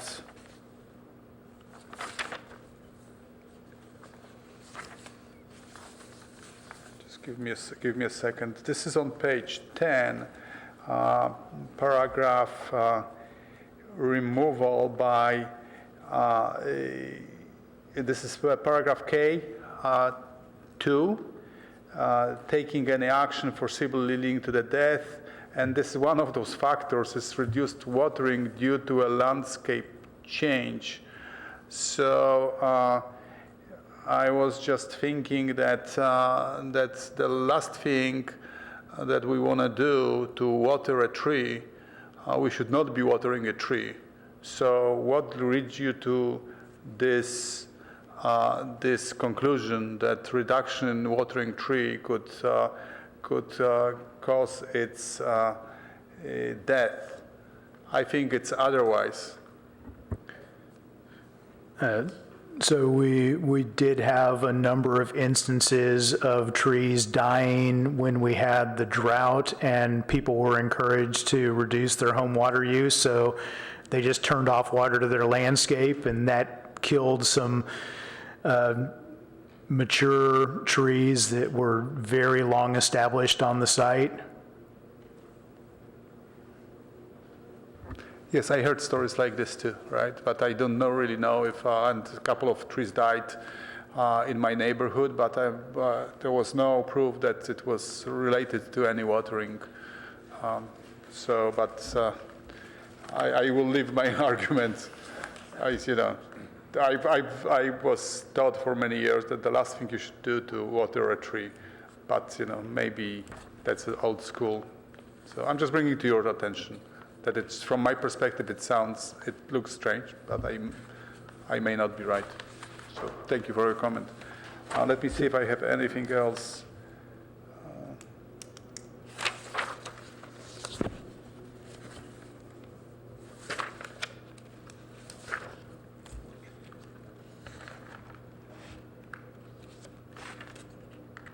Yes, so there was also on page 15, and this is the last comment, on page 15, paragraph A2, it just pretty much extends the moratorium time from 18 months to 5 years. So what extends the timeline of the moratorium? Could you please explain to us? We just extended the not to exceed requirement, so staff would still have discretion to have a shorter moratorium period if that was deemed appropriate.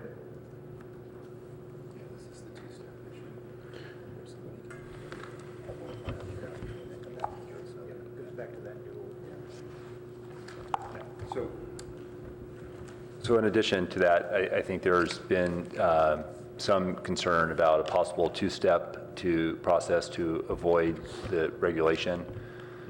And so this is intended to make sure that if somebody does need to remove a tree, that there's, some serious thought into what the future next steps are going to be, as opposed to doing something to satisfy city requirements and then come back later, 18 months later with, more. Of course, yes, people would do this, right? I was just, Some cities have classified this type of requirement as prohibiting preemptive clear cutting of the site prior to submitting a development application. thank you. Those are my questions. Okay. Thank you. I just have a few. One is a detailed one on page 9. This is what I brought up in my original question session. In a couple of cases, this is one of them under F. Director is now changed from Director of Planning and Community Environment to Public Works. So that's a shift in addition to the new roles. That's all I was pointing out, right? So it's moving to utilities and away from planning, is that it? No, to Public Works and I'm away sorry, from Public planning. Works. Yes. I'm sorry. So the urban forester position reports to the Director of Public Works, Okay. and that's the reason for the change, is that we wanted the alignment to be there where appeals could be heard by the director that supervises the urban forester position. Okay, fine. Many of my comments, starting on page 10, I would just say that Commissioner Suma articulated my positions on that very well, so I'll just second that, and you can read that one. And then I would definitely salute you for changing that to a 36-month period instead of 12 on I at the top, which we just talked about. That could do a lot of damage and kill trees. By the way, it's nice to be back talking about trees after 7 years on the Parks Commission, and we get to talk about trees again because they have a lot to do with planning and building, so it makes a lot of sense. It's frustrating that we don't have an inventory of existing trees, but is it not the case that when we pull building permits, then they have to disclose at that point, or just before that point, the trees that are on the land? That's correct. I'm speaking at this point about private homeowners. Yes, so for private development, they do have to submit a tree survey, and our goal for the future is to have those tree surveys aggregated through GIS so that we can query the influence of development over time, whether it's on a site-by-site basis or looking at a neighborhood or looking at the city over a term of months or years. We'll be able to really understand the numbers of trees that are being removed and being replaced and what that species composition looks like and how development is really influencing achieving some of the goals in our comprehensive plan. Okay. Thanks. Over on page 12, I agree with Commissioner Monk on the wording changes necessary there about the absence of development. I'm definitely still concerned about the language that Commissioner Alchek raised that is B2, because it's just unclear at this point. My position is it should be really difficult for a homeowner to knock down a tree because it's slightly inconvenient. So I know that you also talk about this at the top of page 13, which it sounds like effectively somebody from the city negotiates with the homeowner. I'm just keeping my comments on private right now, to try to redesign the building, but it just sounds like arm wrestling. And I just think it should be pretty difficult because they bought the land and they know where the tree is, and if it's that significant, that we should just do some, building around it. So you can't ever say ever and say that you can't negotiate it, but there needs to be some pretty strict standards, I would think. And whatever your intent is, the item B2 is not clear to the reader, I don't think.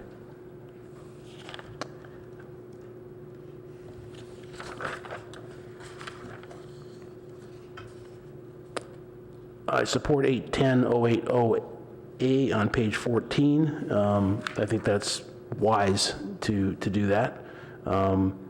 and in the spirit of, one of the things that we value here in the city.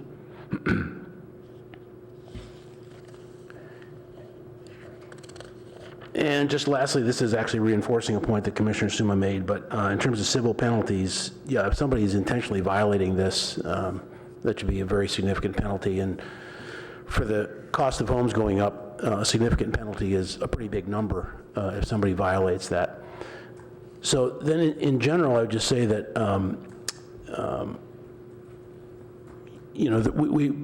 I think we need to retain some constraints on homeowners. So respecting its private property, it's still a tree for the city, and neither one of those two things can go away. So both of those constraints have to be considered in anything we do here. We can't just let the owner do whatever he or she wants on the property, and we can't go the other direction either. So I understand that that's like deciding if a tree's going to die. There's some judgment in here, and you can't put that all in language, but give it a go. And then lastly, on the mitigation issues, when a house is put up, what specifically do we require? If somebody doesn't like trees, can they just put gravel on their lawn and we don't require any new trees to go up? No, we have a prioritized replacement process where we require a certain number of trees to be replanted on site, and then the remainder can go near site, off site, or be paid as an in lieu payment. But in that priority, trees on site get the first focus. Right, that's what I expected you to say. And so therefore, the item that was brought up by a member of the public is material, such that if you require, say, 15 trees on a reasonable lot, and the owner really didn't want them anyway, and lets 12 of them die so that they have more room for whatever, should we not have some sort of penalty for that and or inspection privileges in 5 years? We do have the authority to inspect for issued conditions of approval on a project. By practice, we do not know that those trees are going to die because there's not a proactive inspection that occurs 5 years after a project is granted occupancy. So that's something that procedurally we may be able to do a better job with. And or at least say that if you're notified of a potential violation, that you could look at that as an item of code enforcement. We do that, yes. Okay, so then the sort of mouthpiece of a neighbor would be okay to bring that to the city's attention? Yes, and we have a pretty engaged community of neighbors. We do, and particularly around trees, as it should be. I'll close my comments there. Commissioner Alcheck, did you have one other comment? Yeah, there's a couple things I forgot to mention. On 8, moving to page 13, at the top of the page, we were talking about developing, requiring project approval. Removal of a protected tree may be permitted if retention of the tree would result in a reduction of the permissible building area.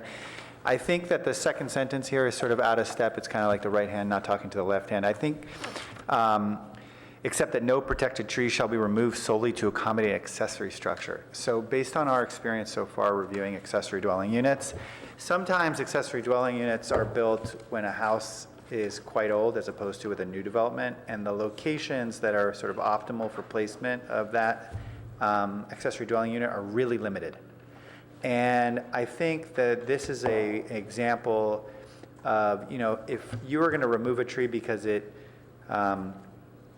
would result in the reduction of otherwise permissible building area for a new development or a significant remodel, I think we should apply that same flexibility to ADUs. I think we're talking about it may not sound like a home, but it is an additional unit for housing. And I think we've gotten to the place where we've now elevated the ADU as a priority, that it shouldn't be considered except in this particular area. And I think that would be more in line with what we're doing. And then the second comment I wrote down was, I forgot to mention, in 810-080, this is on page 14, the first sort of bolded bullet area, you added trees may be designated for protection that are significant visually or historically, provide screening between properties, or are native species that are healthy and important to the ecosystems. Okay. I'm a little concerned with the idea that a tree could be designated for protection simply because it affords public privacy. We were talking a little bit earlier about,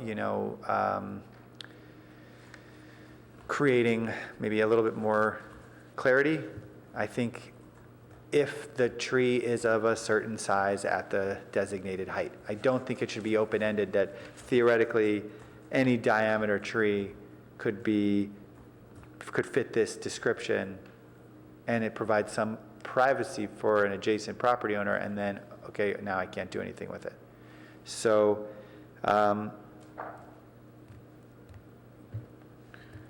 I would just suggest to you that I'm not comfortable with, I don't know that that there will be a lot of support for the notion that trees may be designated for protection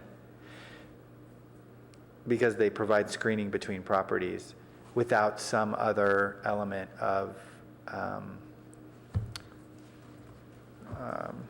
without another hurdle, like they're of a certain size.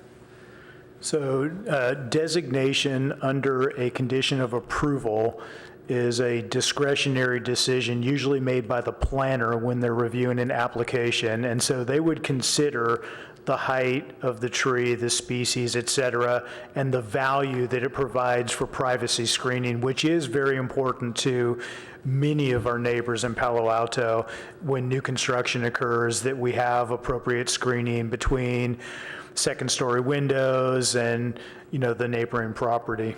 Yeah, no, I don't disagree with that. The issue that I'm trying to get to is a place where someone can sort of approach it with a little bit more certainty. And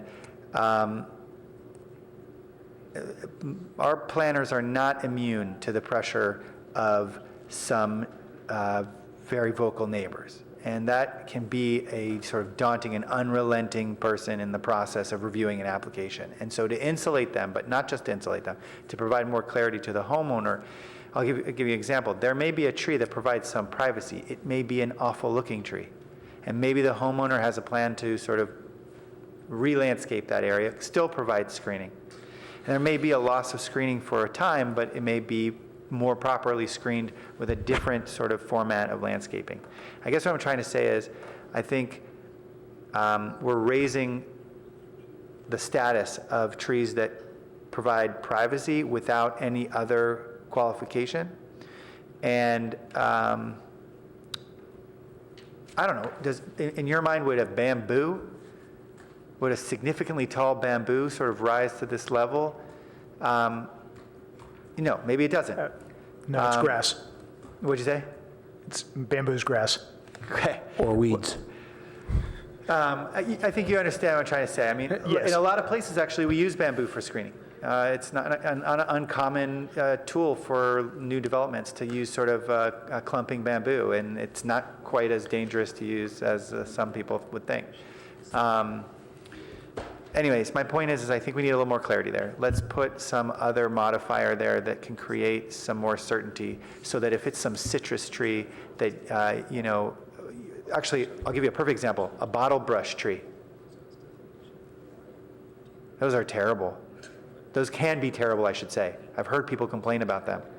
And so, you've got a bottle brush tree and it's making a crazy mess out of your backyard, and you'd prefer to put a citrus tree instead that could theoretically offer the same amount, because those tend to be around 15, 16 feet.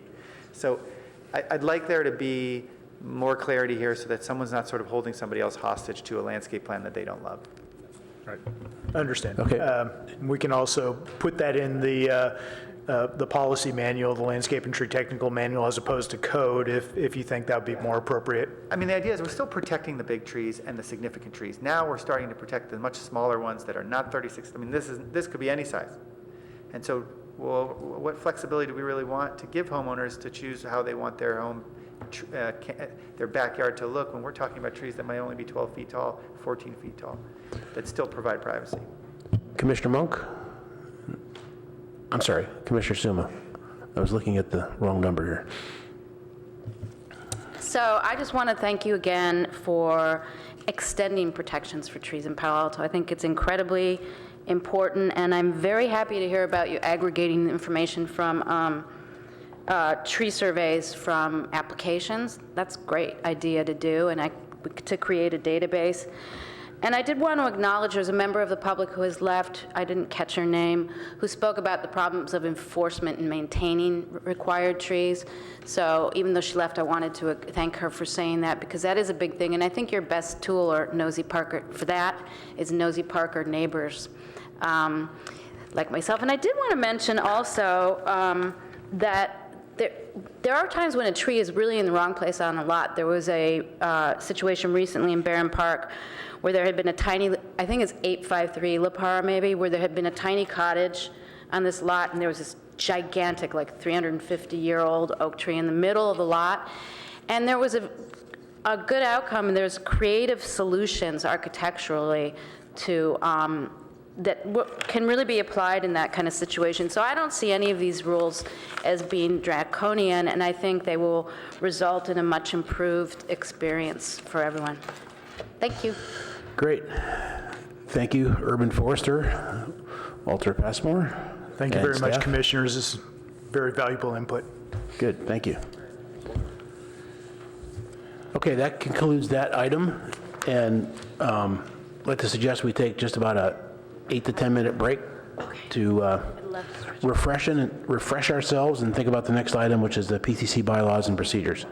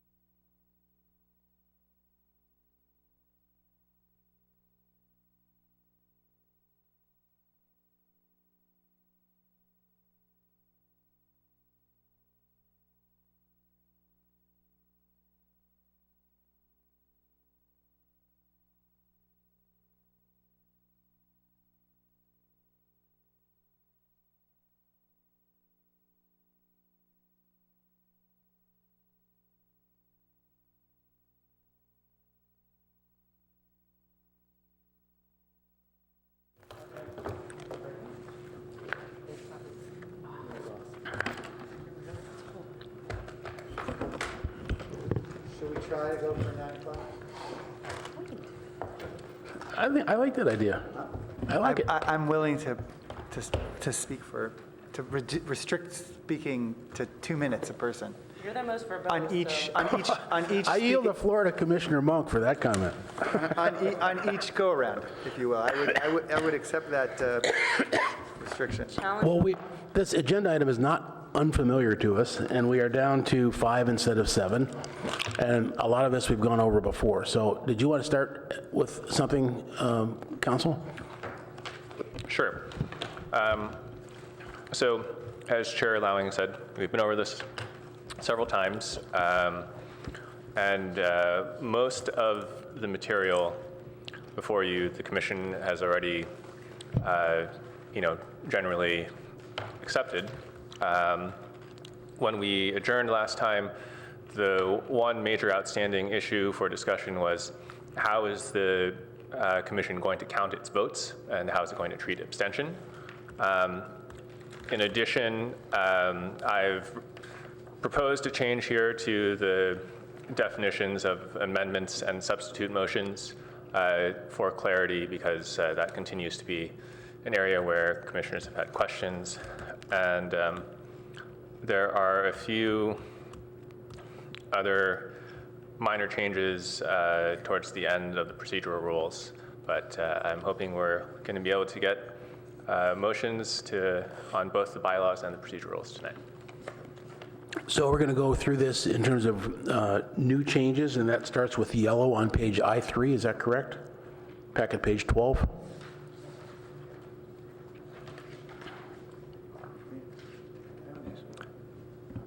That's correct. So if we can just kind of go through this page by page. So we're on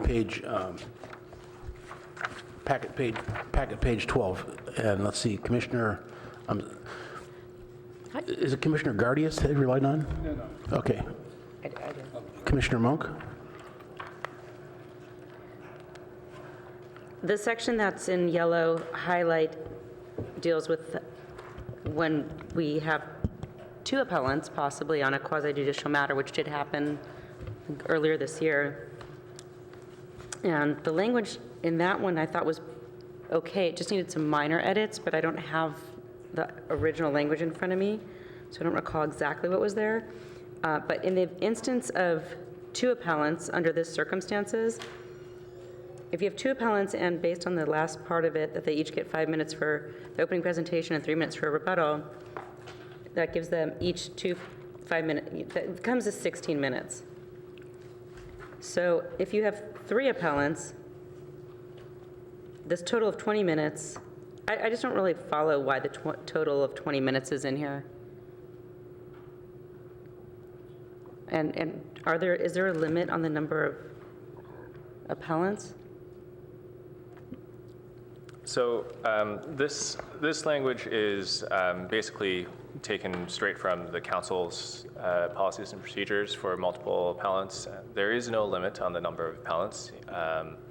We recently had an item before the council that I had 7 appellants, I believe.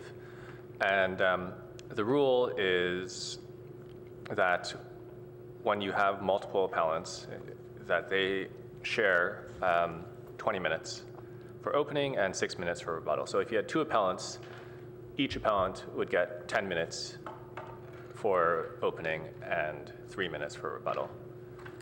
If you had 3 appellants, each would get 6 minutes and 20 seconds for opening and 2 minutes for rebuttal,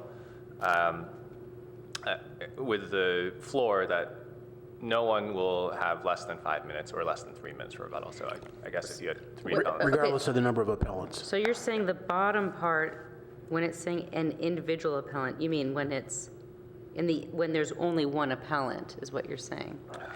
Is that what the bottom is referring to? However, under no circumstance shall an individual appellant. No, that means that, so we have this bank of time for appellants that's 20 minutes for opening and 6 minutes for rebuttal. And this is the last clause there is saying that if you have 6 appellants each of those appellant groups is going to get 5 minutes for opening. So in total, you'll have 30 minutes of openings and 3 minutes for rebuttal each. So 30 minutes for openings, 15 minutes for rebuttal. It's just ensuring that, appellants get the chance to say their piece, but that we're not all here for several hours. Okay, thank you. Any other questions on that one? If not, I think we jump over to packet 14, consent calendar, and that was just a clarification, which we've actually already discussed. That when we say a practical time for it to be heard, that could actually be that same night. We're not restricted to moving it. Right, this was a clarification that the commission requested at the last Right. hearing. So that's what we requested last time. Was there anything else on that? Okay. Then we're over to, is it 19? Albert, tell me if I skip anything, but I think we're over to 19 now. And this is what you outlined to begin with, but we talked about substituting amendments and motions. Sorry, I shouldn't use the word substitute. Putting in separate classifications. Discussion about amendments. So let's talk about J first. See if there's questions about J.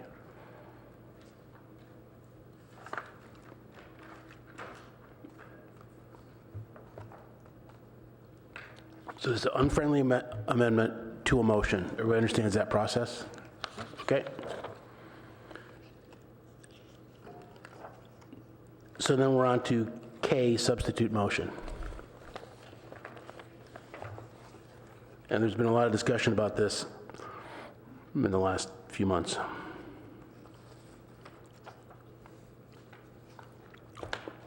So I don't support substitute motions. I think that motions should be heard and debated. So I would support have the ability to have a substitute motion. Shall I make a motion to remove this provision? you can? I move to remove subsection K on substitute motions. So for discussion purposes, so we can discuss it, I would second that. I prefer to only get a second if people actually support it, rather than just for the purpose of debate. Well, the issue has been that there's been complaints about this, but it's also been used a lot. So I'm sort of confused on what the preference is of the commissioners here. So we can now open discussion. Commissioner Alchek, I'm sorry, this is not aligned tonight with the buttons. Go ahead. So I'll just say this, look, I've been here 6.5 years. I spent the first 4.5 years, I don't think ever experiencing a substitute motion. I mean, it just never happened. And it came, I think the first time I experienced it, I was chair at the time. This is last year. And I expressed my sort of dissatisfaction with them, particularly because I think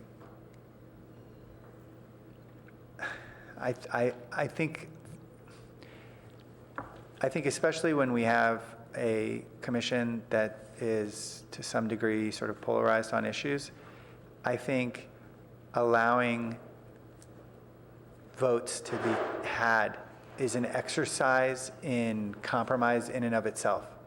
So if a commissioner puts up a motion and it fails 3-4, the exercise of the commissioner having the opportunity to see that vote, to voice their opinion, is important.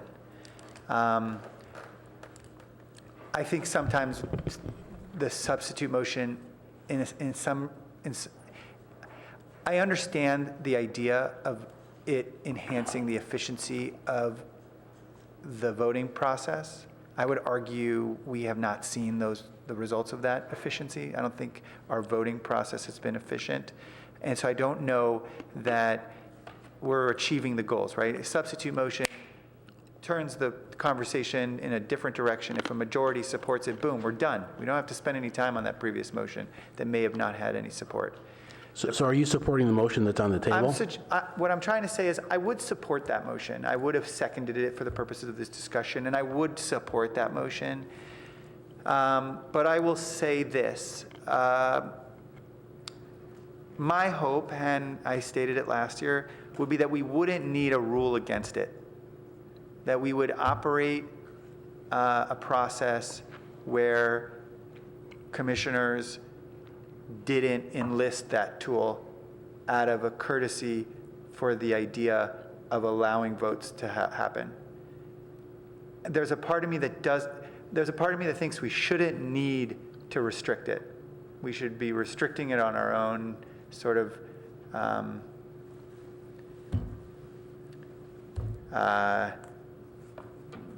out of courtesy and respect.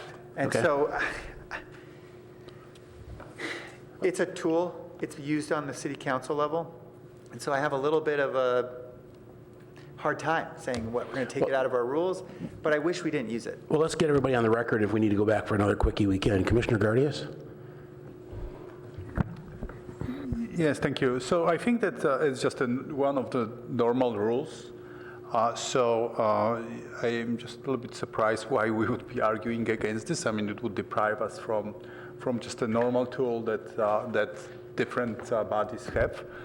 And I think there is a value behind this. It's otherwise there would be a risk of some others that want to move their preference as opposed to the initial motion maker. Those would be deprived of those rules, and that would create a false perception of that there is only one way of addressing some proposal. So I think that it should stay, and how we're going to use it, it just pretty much it's within our hands. Thank you. Commissioner Suma?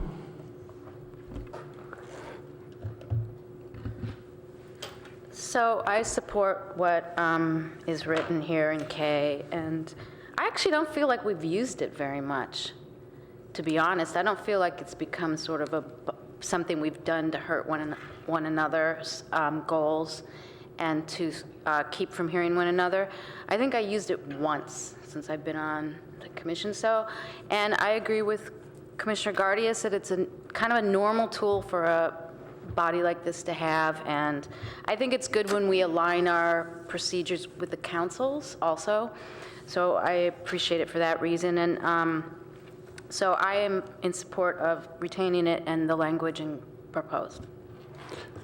I haven't spoken to my second yet. Commissioner Alchek, you raised the question of efficiency. I actually think it's very inefficient and somewhat confusing, because you're debating and you're going to vote one way, and then somebody puts a substitute motion up, and it's kind of just the opposite, and then you vote the other way on that motion, and I think it's less efficient in terms of just plain meeting management. I think some people actually take offense at it because it's a bit undemocratic. I did talk with Commissioner Riggs, who isn't here tonight, so he doesn't vote, but he's not a fan of this for some of those reasons as well. I've never used it at all until we got here, and on the one hand, I agree with everybody that, why take it away, because it's just, you don't want to restrict tools that are there. But every time that I've seen it used here, I think it's just slowed things down, and we could just as easily have voted on that, because the person who gets up to make the substitute motion can say, I would like to defeat this motion because I want to make a substitute motion that's the opposite, and you get to the same place with a little bit less bother. So that's kind of my thought process. We have proven that these rules can be changed.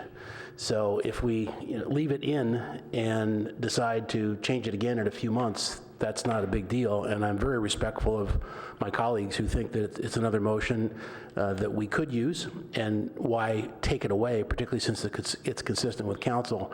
And I think our tone is more and more to try to be consistent with council. So That's why I'm kind of on the fence about it, and that's why I value the input. Commissioner Alchuk? Yeah, so let me respond to this. I would suggest to you that I could go both ways. Yeah, me too. But the reasons for wanting to remove the process is to improve our process. Excuse me. The reason I would support excluding that element of our discussion, the practice, would be to improve our process and to essentially give motion makers a chance to just get their vote. Like, I would much rather see someone say, you know what, I'd like to call the question. If you want to rush the process, we want to get through it, let's call the question, let's just vote, because if there's not enough support for this, can we get another motion on the floor? I'd much rather see that tool used than this one. My reasons for not supporting this idea is simply tradition. Like, and maybe some sort of idea that we should have rules that match city councils. But after sort of hearing what you said, I thought, you know what? Okay, let's say we remove it. Let's say we line item delete that. 6 months from now, if we feel like we've suffered as a result, let's add it back in. Yeah, or to your original point, we could just as a courtesy agree that we're probably not going to use it, so. Yeah, so the thing is I don't think that we're all in agreement on whether or not we shouldn't or shouldn't use it. And so I think it will remain a tool that gets used. And the problem is that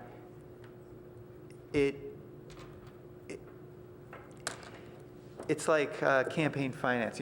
One party can't simply say, I'm not going to use it, and the other side does. It creates sort of an unfair system. So if one commissioner uses it, other commissioners have to use it in order for them to feel like they're not getting railroaded.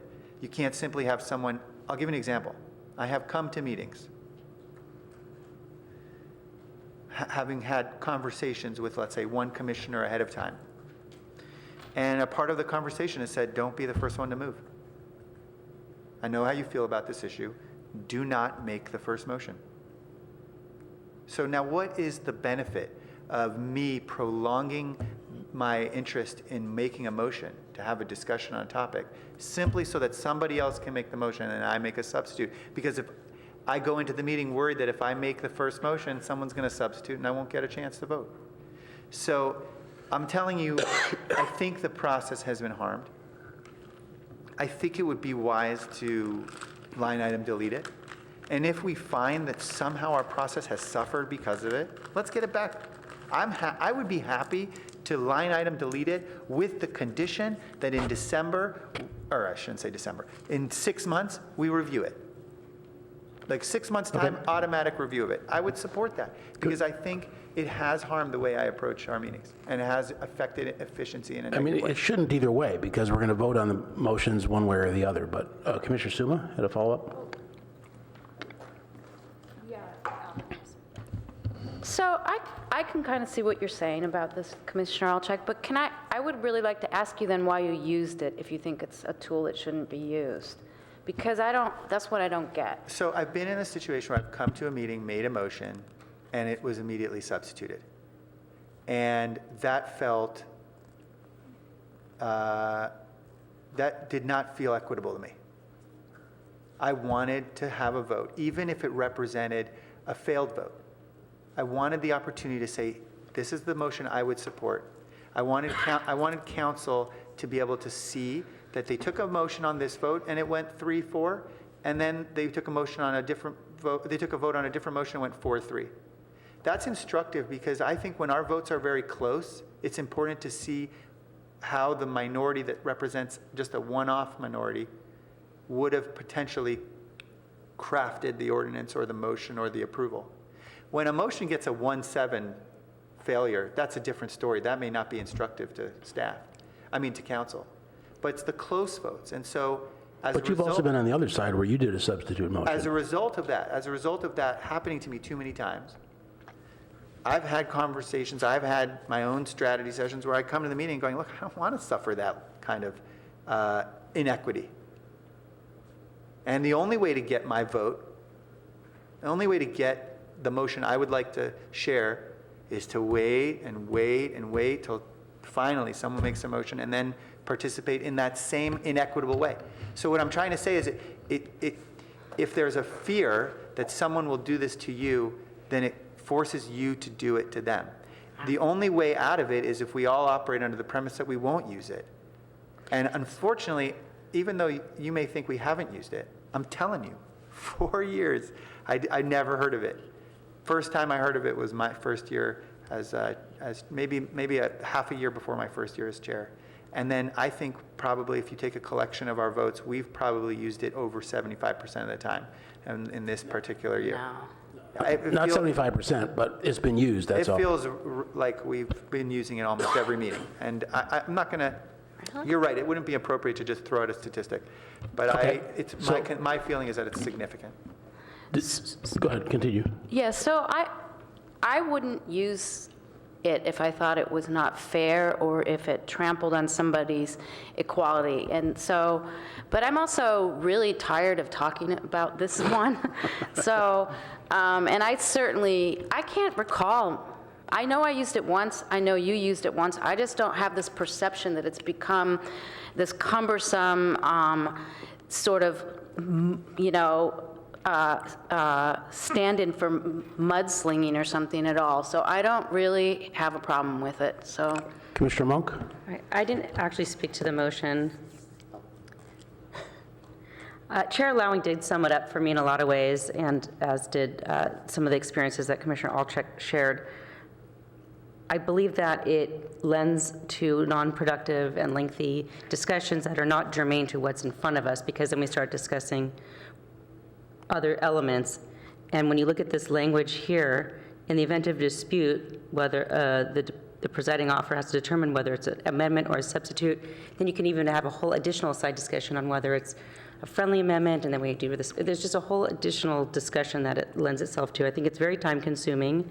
I think it's inefficient. I think it's sometimes confusing because we don't know what motion is happening and whether the substitute is canceling it out. So sometimes it's hard to follow it. I do believe it stifles debate. That is what it does. When someone puts a motion out there that says, let's do X, then someone says, I'm going to make a motion, let's do Y. That basically says, no more discussion on let's do X. So it completely tramples on other people in that regard. That's what it's designed to do. And that can happen as a tool that we could use, but I don't think we've been using it in a productive way. I think we've been using it in a very strategic way. I know that I have been forced to use it in a strategic way when I've been concerned that an important vote was coming up, and I didn't want to be the first to throw a motion out there because I would risk someone coming in and giving their substitute motion, and then I wouldn't have allowed to been the opportunity to have full debate and discussion and a vote on my motion. So it is used strategically because of the nature of the composition perhaps of this particular commission. I don't know, but that is not how I would like to use it, but I feel that I have had to use it because it's been used against me in that way. Specifically with the traffic circle, I thought we were having a very productive conversation about kids going to schools and the four-way stop over at Coleridge. And all of a sudden, boom, I get a substitute motion, let's put in the four-way stop, and my whole conversation was over before I knew it. So I felt like it was very much used strategically and not in the manner in which it's intended to use. I don't think we'll miss it if it's gone. I think we'll be more effective and efficient and deferential to each other if it's gone. And if we do want to bring it back, I would rather bring it back. And if you have a reason other than it's because it's consistent with council, then vote to keep it in. If that's your only reason, then I suggest you consider removing it for now. And I would like to call the question. Can I make a comment? Yes, counsel. Okay. So I believe the motion on the table right now is to remove this subsection K. But I would suggest that if the goal is to eliminate substitute motions as an available tool, that we would still need to keep a definition of what is a substitute motion and then simply say substitute motions are not in order or are not allowed. Because there's a definitional problem of what is a substitute versus what is an amendment. I would accept that Okay. amended suggestion, legal guidance. I would too, yeah. And maybe we could include, I was going to suggest that we agree to look at it in 6 months. We can bring it back anytime. You're the, I was going to say, and do we need more clarity on how to call the question? Do you know what I mean? How to call a vote? If someone wants to, like Commissioner Suman suggested, sometimes just we've talked too much about something. Oh, yeah, that's call the question, yeah. The right tool is to call the question. We rarely use that tool. I think we've only done that a handful of times, and one of those 2 times it failed, maybe. So we rarely do that, and I think... That's been clarified on packet page 18, so I think it will be used more. Okay. well, and I did make a motion to call the question, so that does require a vote. Right. Although they gotta do that, it's still unclear. No, we got that. So, were you finished? Because there was a call for the question there. Well, so the motion to call the question also requires a second. Wait, you don't have to second it if the chair is going to move forward with calling a vote anyway. Yeah. Okay, so you're withdrawing the call to question, but Yeah. let's go ahead and put it to a vote. So all in favor of using the language that council has just recommended, and I could say with the understanding that we'll look at this again in 6 months, should signify by raising their hand. 1, 2, 3. And opposed? 2. Okay, so that passes 3-2.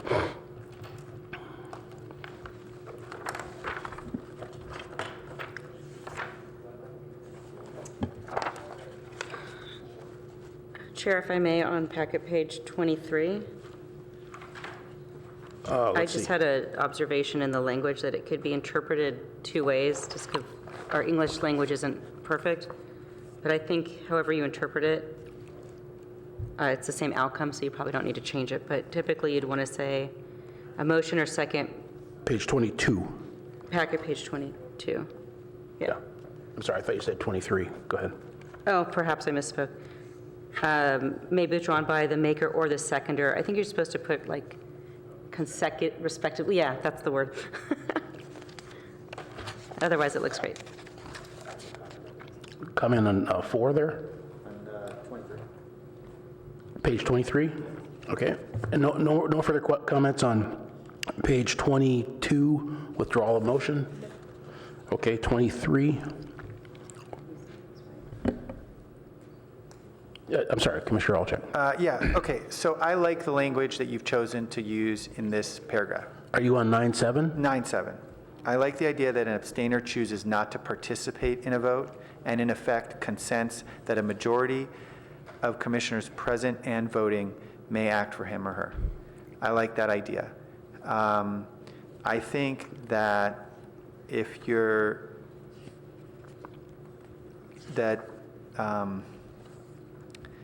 what you're essentially saying is that if 3 people abstain, you would need 3 of the remaining 4 participants to vote yes. And I'm comfortable with 3. The only scenario that this particular issue comes up for me is, let's say tonight we are 5. Let's say we were talking about something and 2 commissioners abstained. And let's say the 3 of us on this side of the table voted, and it was 2-1. To me, there's something problematic about 2 commissioners of 7 doing commission business. And one of the things that I sort of think we should consider is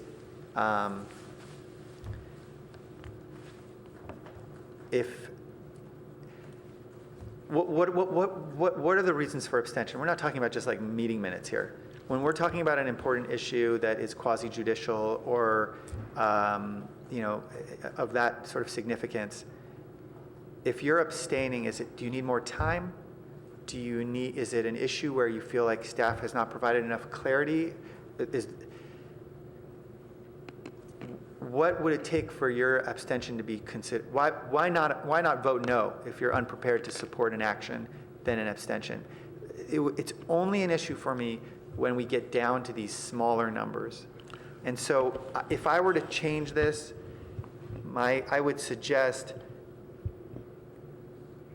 a comma that after may act for him or her, however, at no less than 3 commissioners can carry it, that's already a minority in terms of our, so that's my only concern, is that we get into a situation where if we have abstentions and then 2 people, and I'd like to hear if I was in that situation, if I knew someone was going to abstain, I'd be like, listen, why are you abstaining? Because I'd rather we get more people here to support our action than not. And We talked about that before, and I'd like to hear from council on why that's not in this language. I didn't make any changes along those lines simply because the commission continued this discussion until tonight. But it's certainly something we could include to say that a motion requires, a minimum of 3 affirmative votes or 2 affirmative votes to carry. Okay, let's get some discussion on that. so to make this simple, if I may, I would propose that we edit this to suggest that, and maybe we want to make it, maybe we want to create like a hurdle. Quasi-judicial votes would require a minimum of 3. Like if you want to have a study session and 2 people abstain and 2, fine, whatever. But if it's a significant decision, I just feel like commissioners should be urged to participate. Get what you need to say yes or no. The community deserves that sort of vote.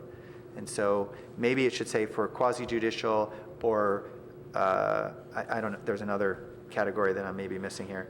Items. Or you could say action items other than minute approval. Quasi-judicial or legislative items require a minimum of 3 votes in the affirmative.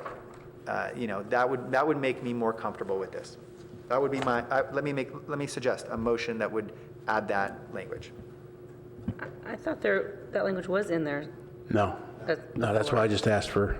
Okay, so Commissioner Gardias' light is on. Let's get some commentary on this one. Thank you. Yeah, so I had the same concerns that pretty much the rule as it's written today would allow to some ordinances being passed by pretty much a couple of voting members of this commission. So I think it would not be acceptable because whatever the reason of abstention may be, it would create the perception that some items are being passed by a minority of this commission. So I'm not sure if the 3 rules. So I agree with some minimum threshold or some other verbatim that would sustain minimum.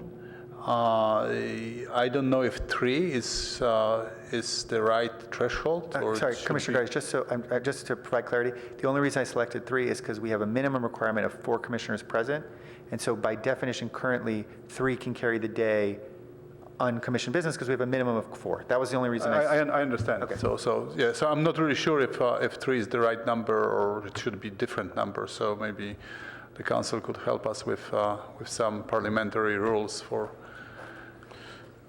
some minimum, for the minimum passage of the...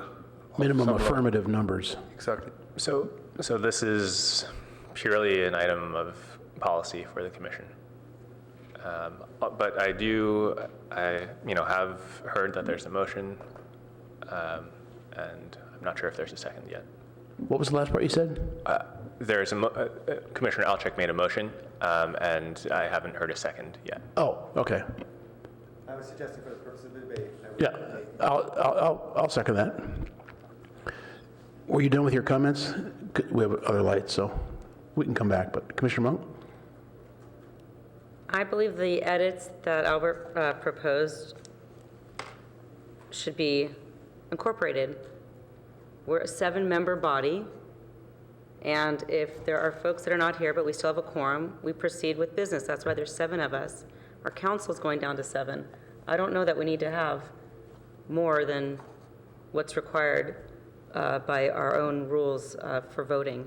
I think it's ideal to have a greater quorum present in voting than the majority, as it was written in the past, but I think that because we're just simply advisory and there's already 7 of us, that if we have a quorum that whatever is in front of us, those folks present and voting, to me is sufficient, so I support it as written. So just to... Yeah, just for clarity, are you saying 3? Yes, so if it's 5 people, If there's, I'm sorry, if it's as 4 people... As written, if there's 4 people and 3 people vote, I'm okay with that.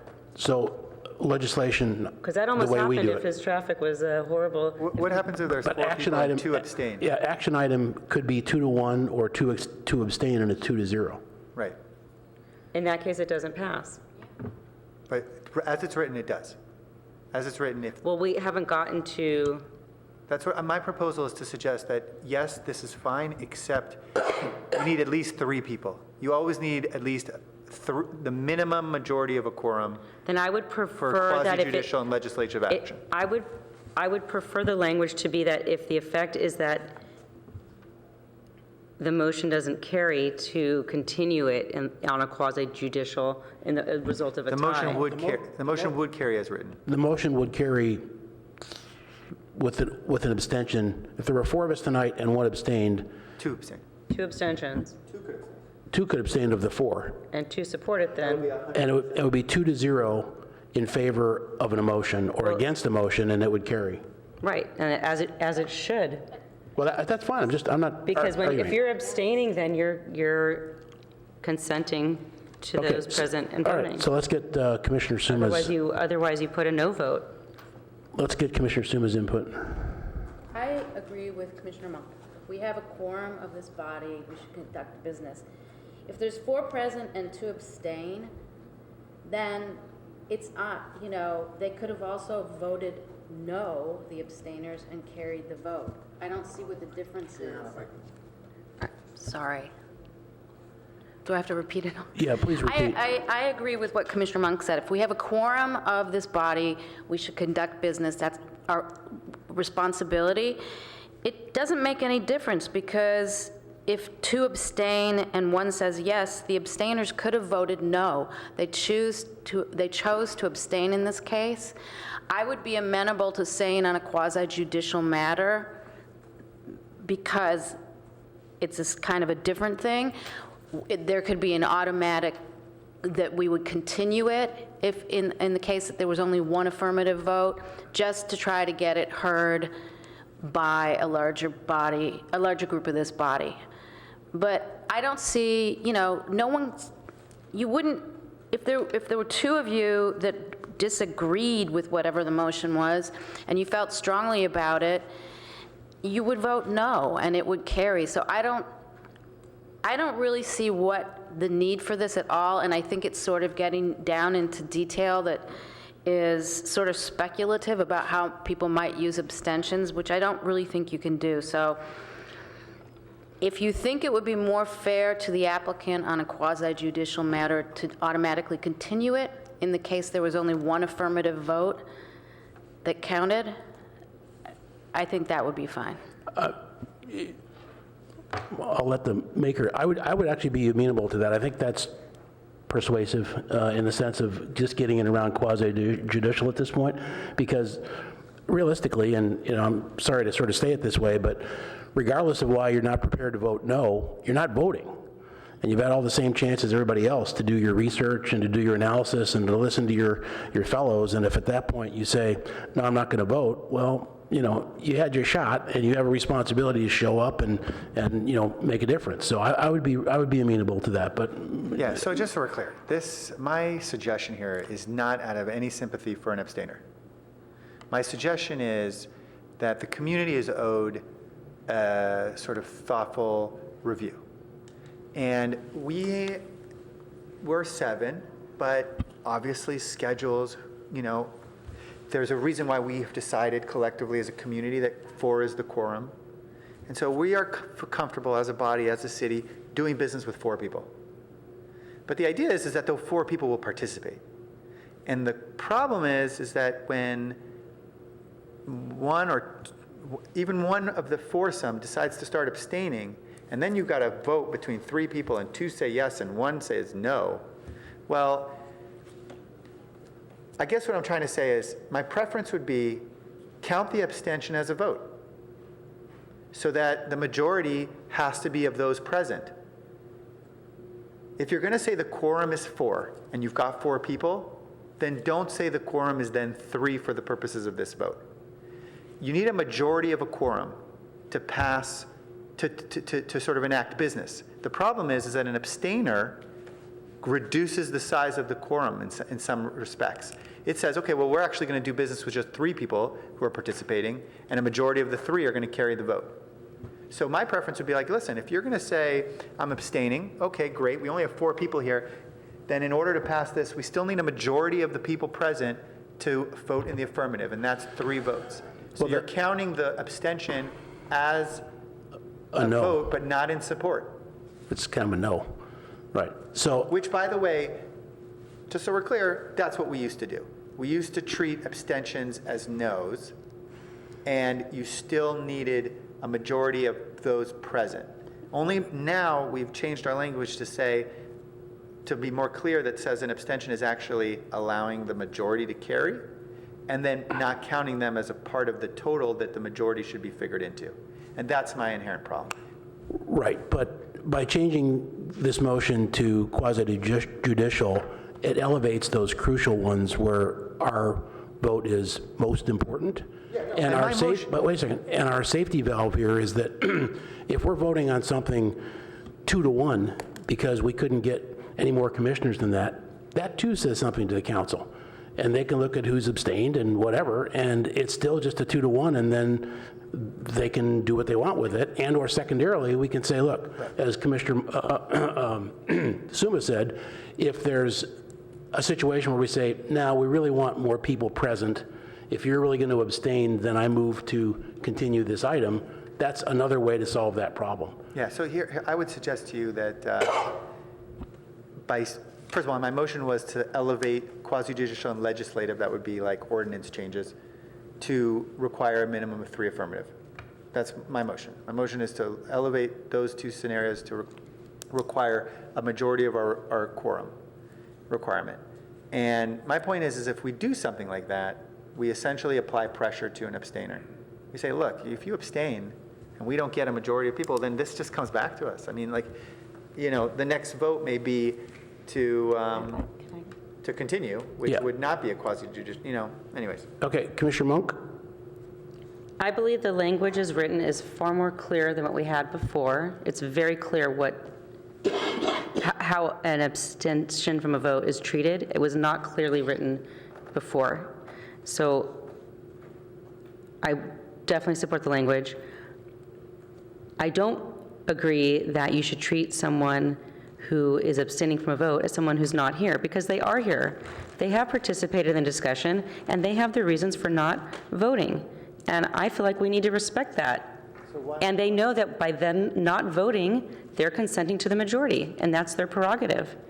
But they're not counted but they're not counted for the purposes of a majority. But we're an advisory board, and they've given their input, and they've participated in the discussion, and they're also invited to speak to their abstention.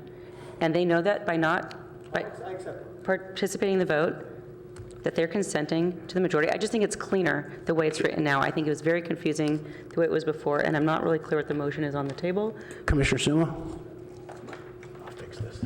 Once again, just briefly, I agree with Commissioner Monk, and I don't think I want to be put in the position of pressuring someone who chooses, who is here and makes the choice to abstain, to vote. I just think that's an untenable position to put somebody in, and I don't think it's, we shouldn't be pressuring people to do anything up here. Okay, procedurally, I withdraw my second.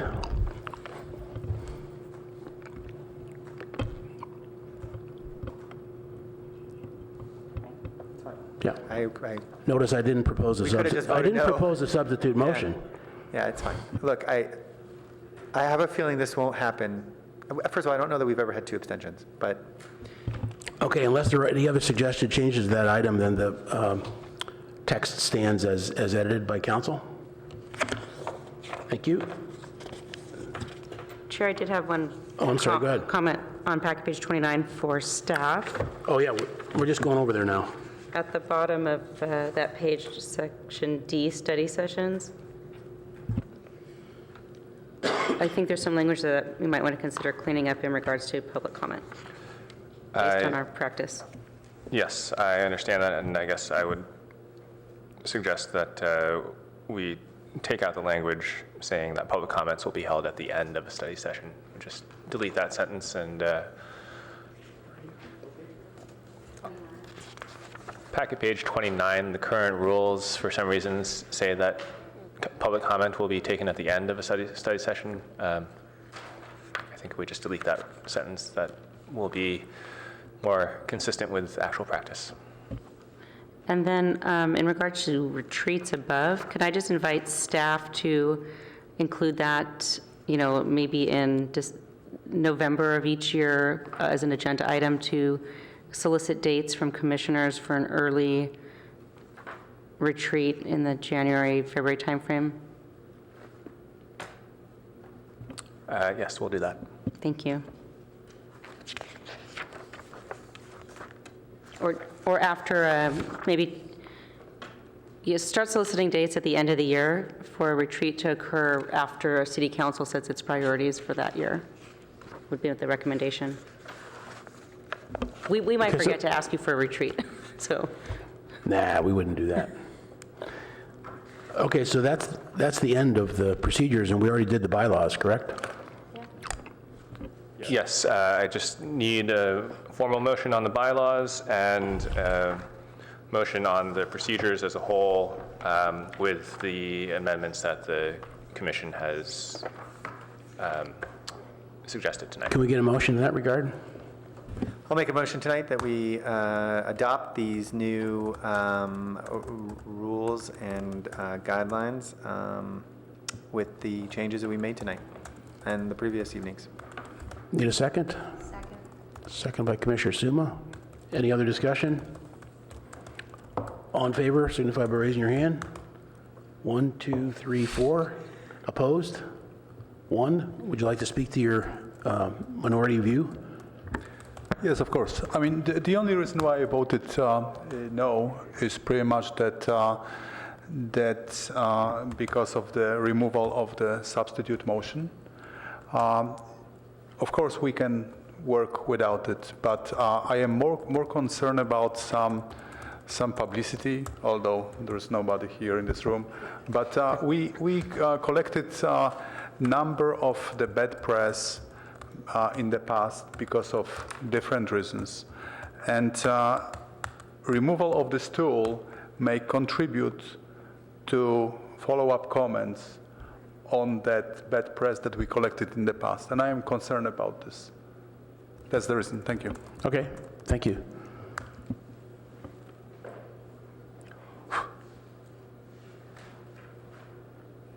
Chair, may I make one comment on that?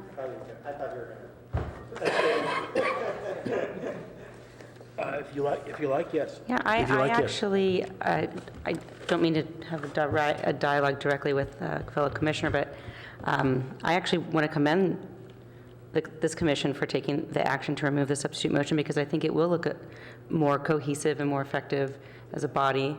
And I think it's what was pitting us against each other in a lot of ways and not having productive discussion. So I actually view it quite differently and a lot more positively. And I think it's a positive step in direction of more effective meeting management. And it's still there. It's still in our code. All we have to do to reenact it is delete the last sentence that says it's no longer available to us. So it's still there. It's still in there. And you can always revive it at any time. Okay. Thank you. Is your question on the bylaws? Yeah, that's a quick question. Okay, quick question from Commissioner Alto. So we've sort of approved adopting it. Is there a time for, are they immediately? It's a second reading, right? Yes, the procedural rules are in effect immediately. The bylaws, sorry, the procedural rules are effective immediately. The bylaws will, well, they will be effective at your next meeting. Okay, so I assume you're doing this, but it would be nice if We'll circulate copies. Yeah, that'd be great. Thank you. Okay. We didn't quite get that one done by 9, but let's move through the rest of these items. So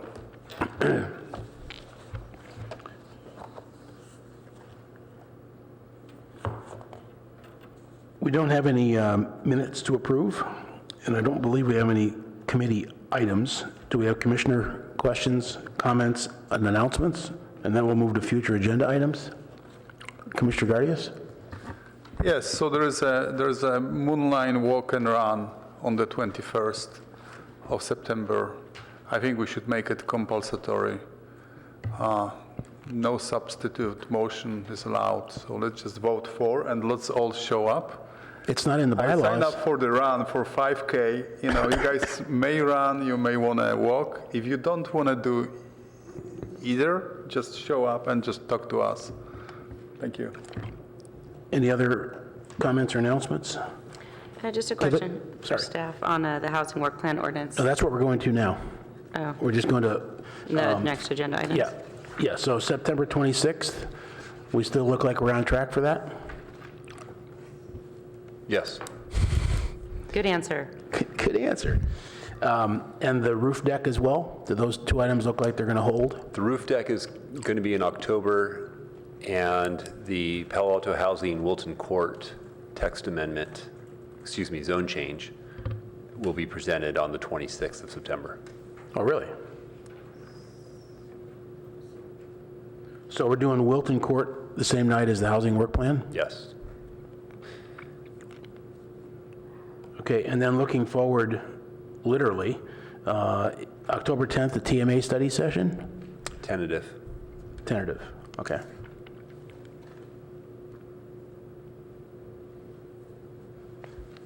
I thought council voted on that house roof deck. Why is it coming to us?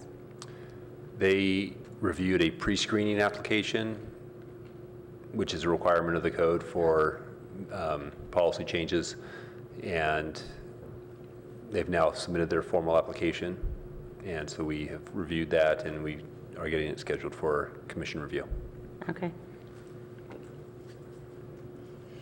Are they putting a swimming pool up there? I don't believe so.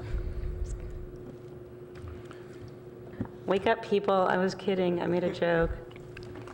So, and then, I asked if they were putting a swimming pool on the deck. Is there a presence required, is my presence required at the upcoming council meeting? Is there something that council would be hearing from our past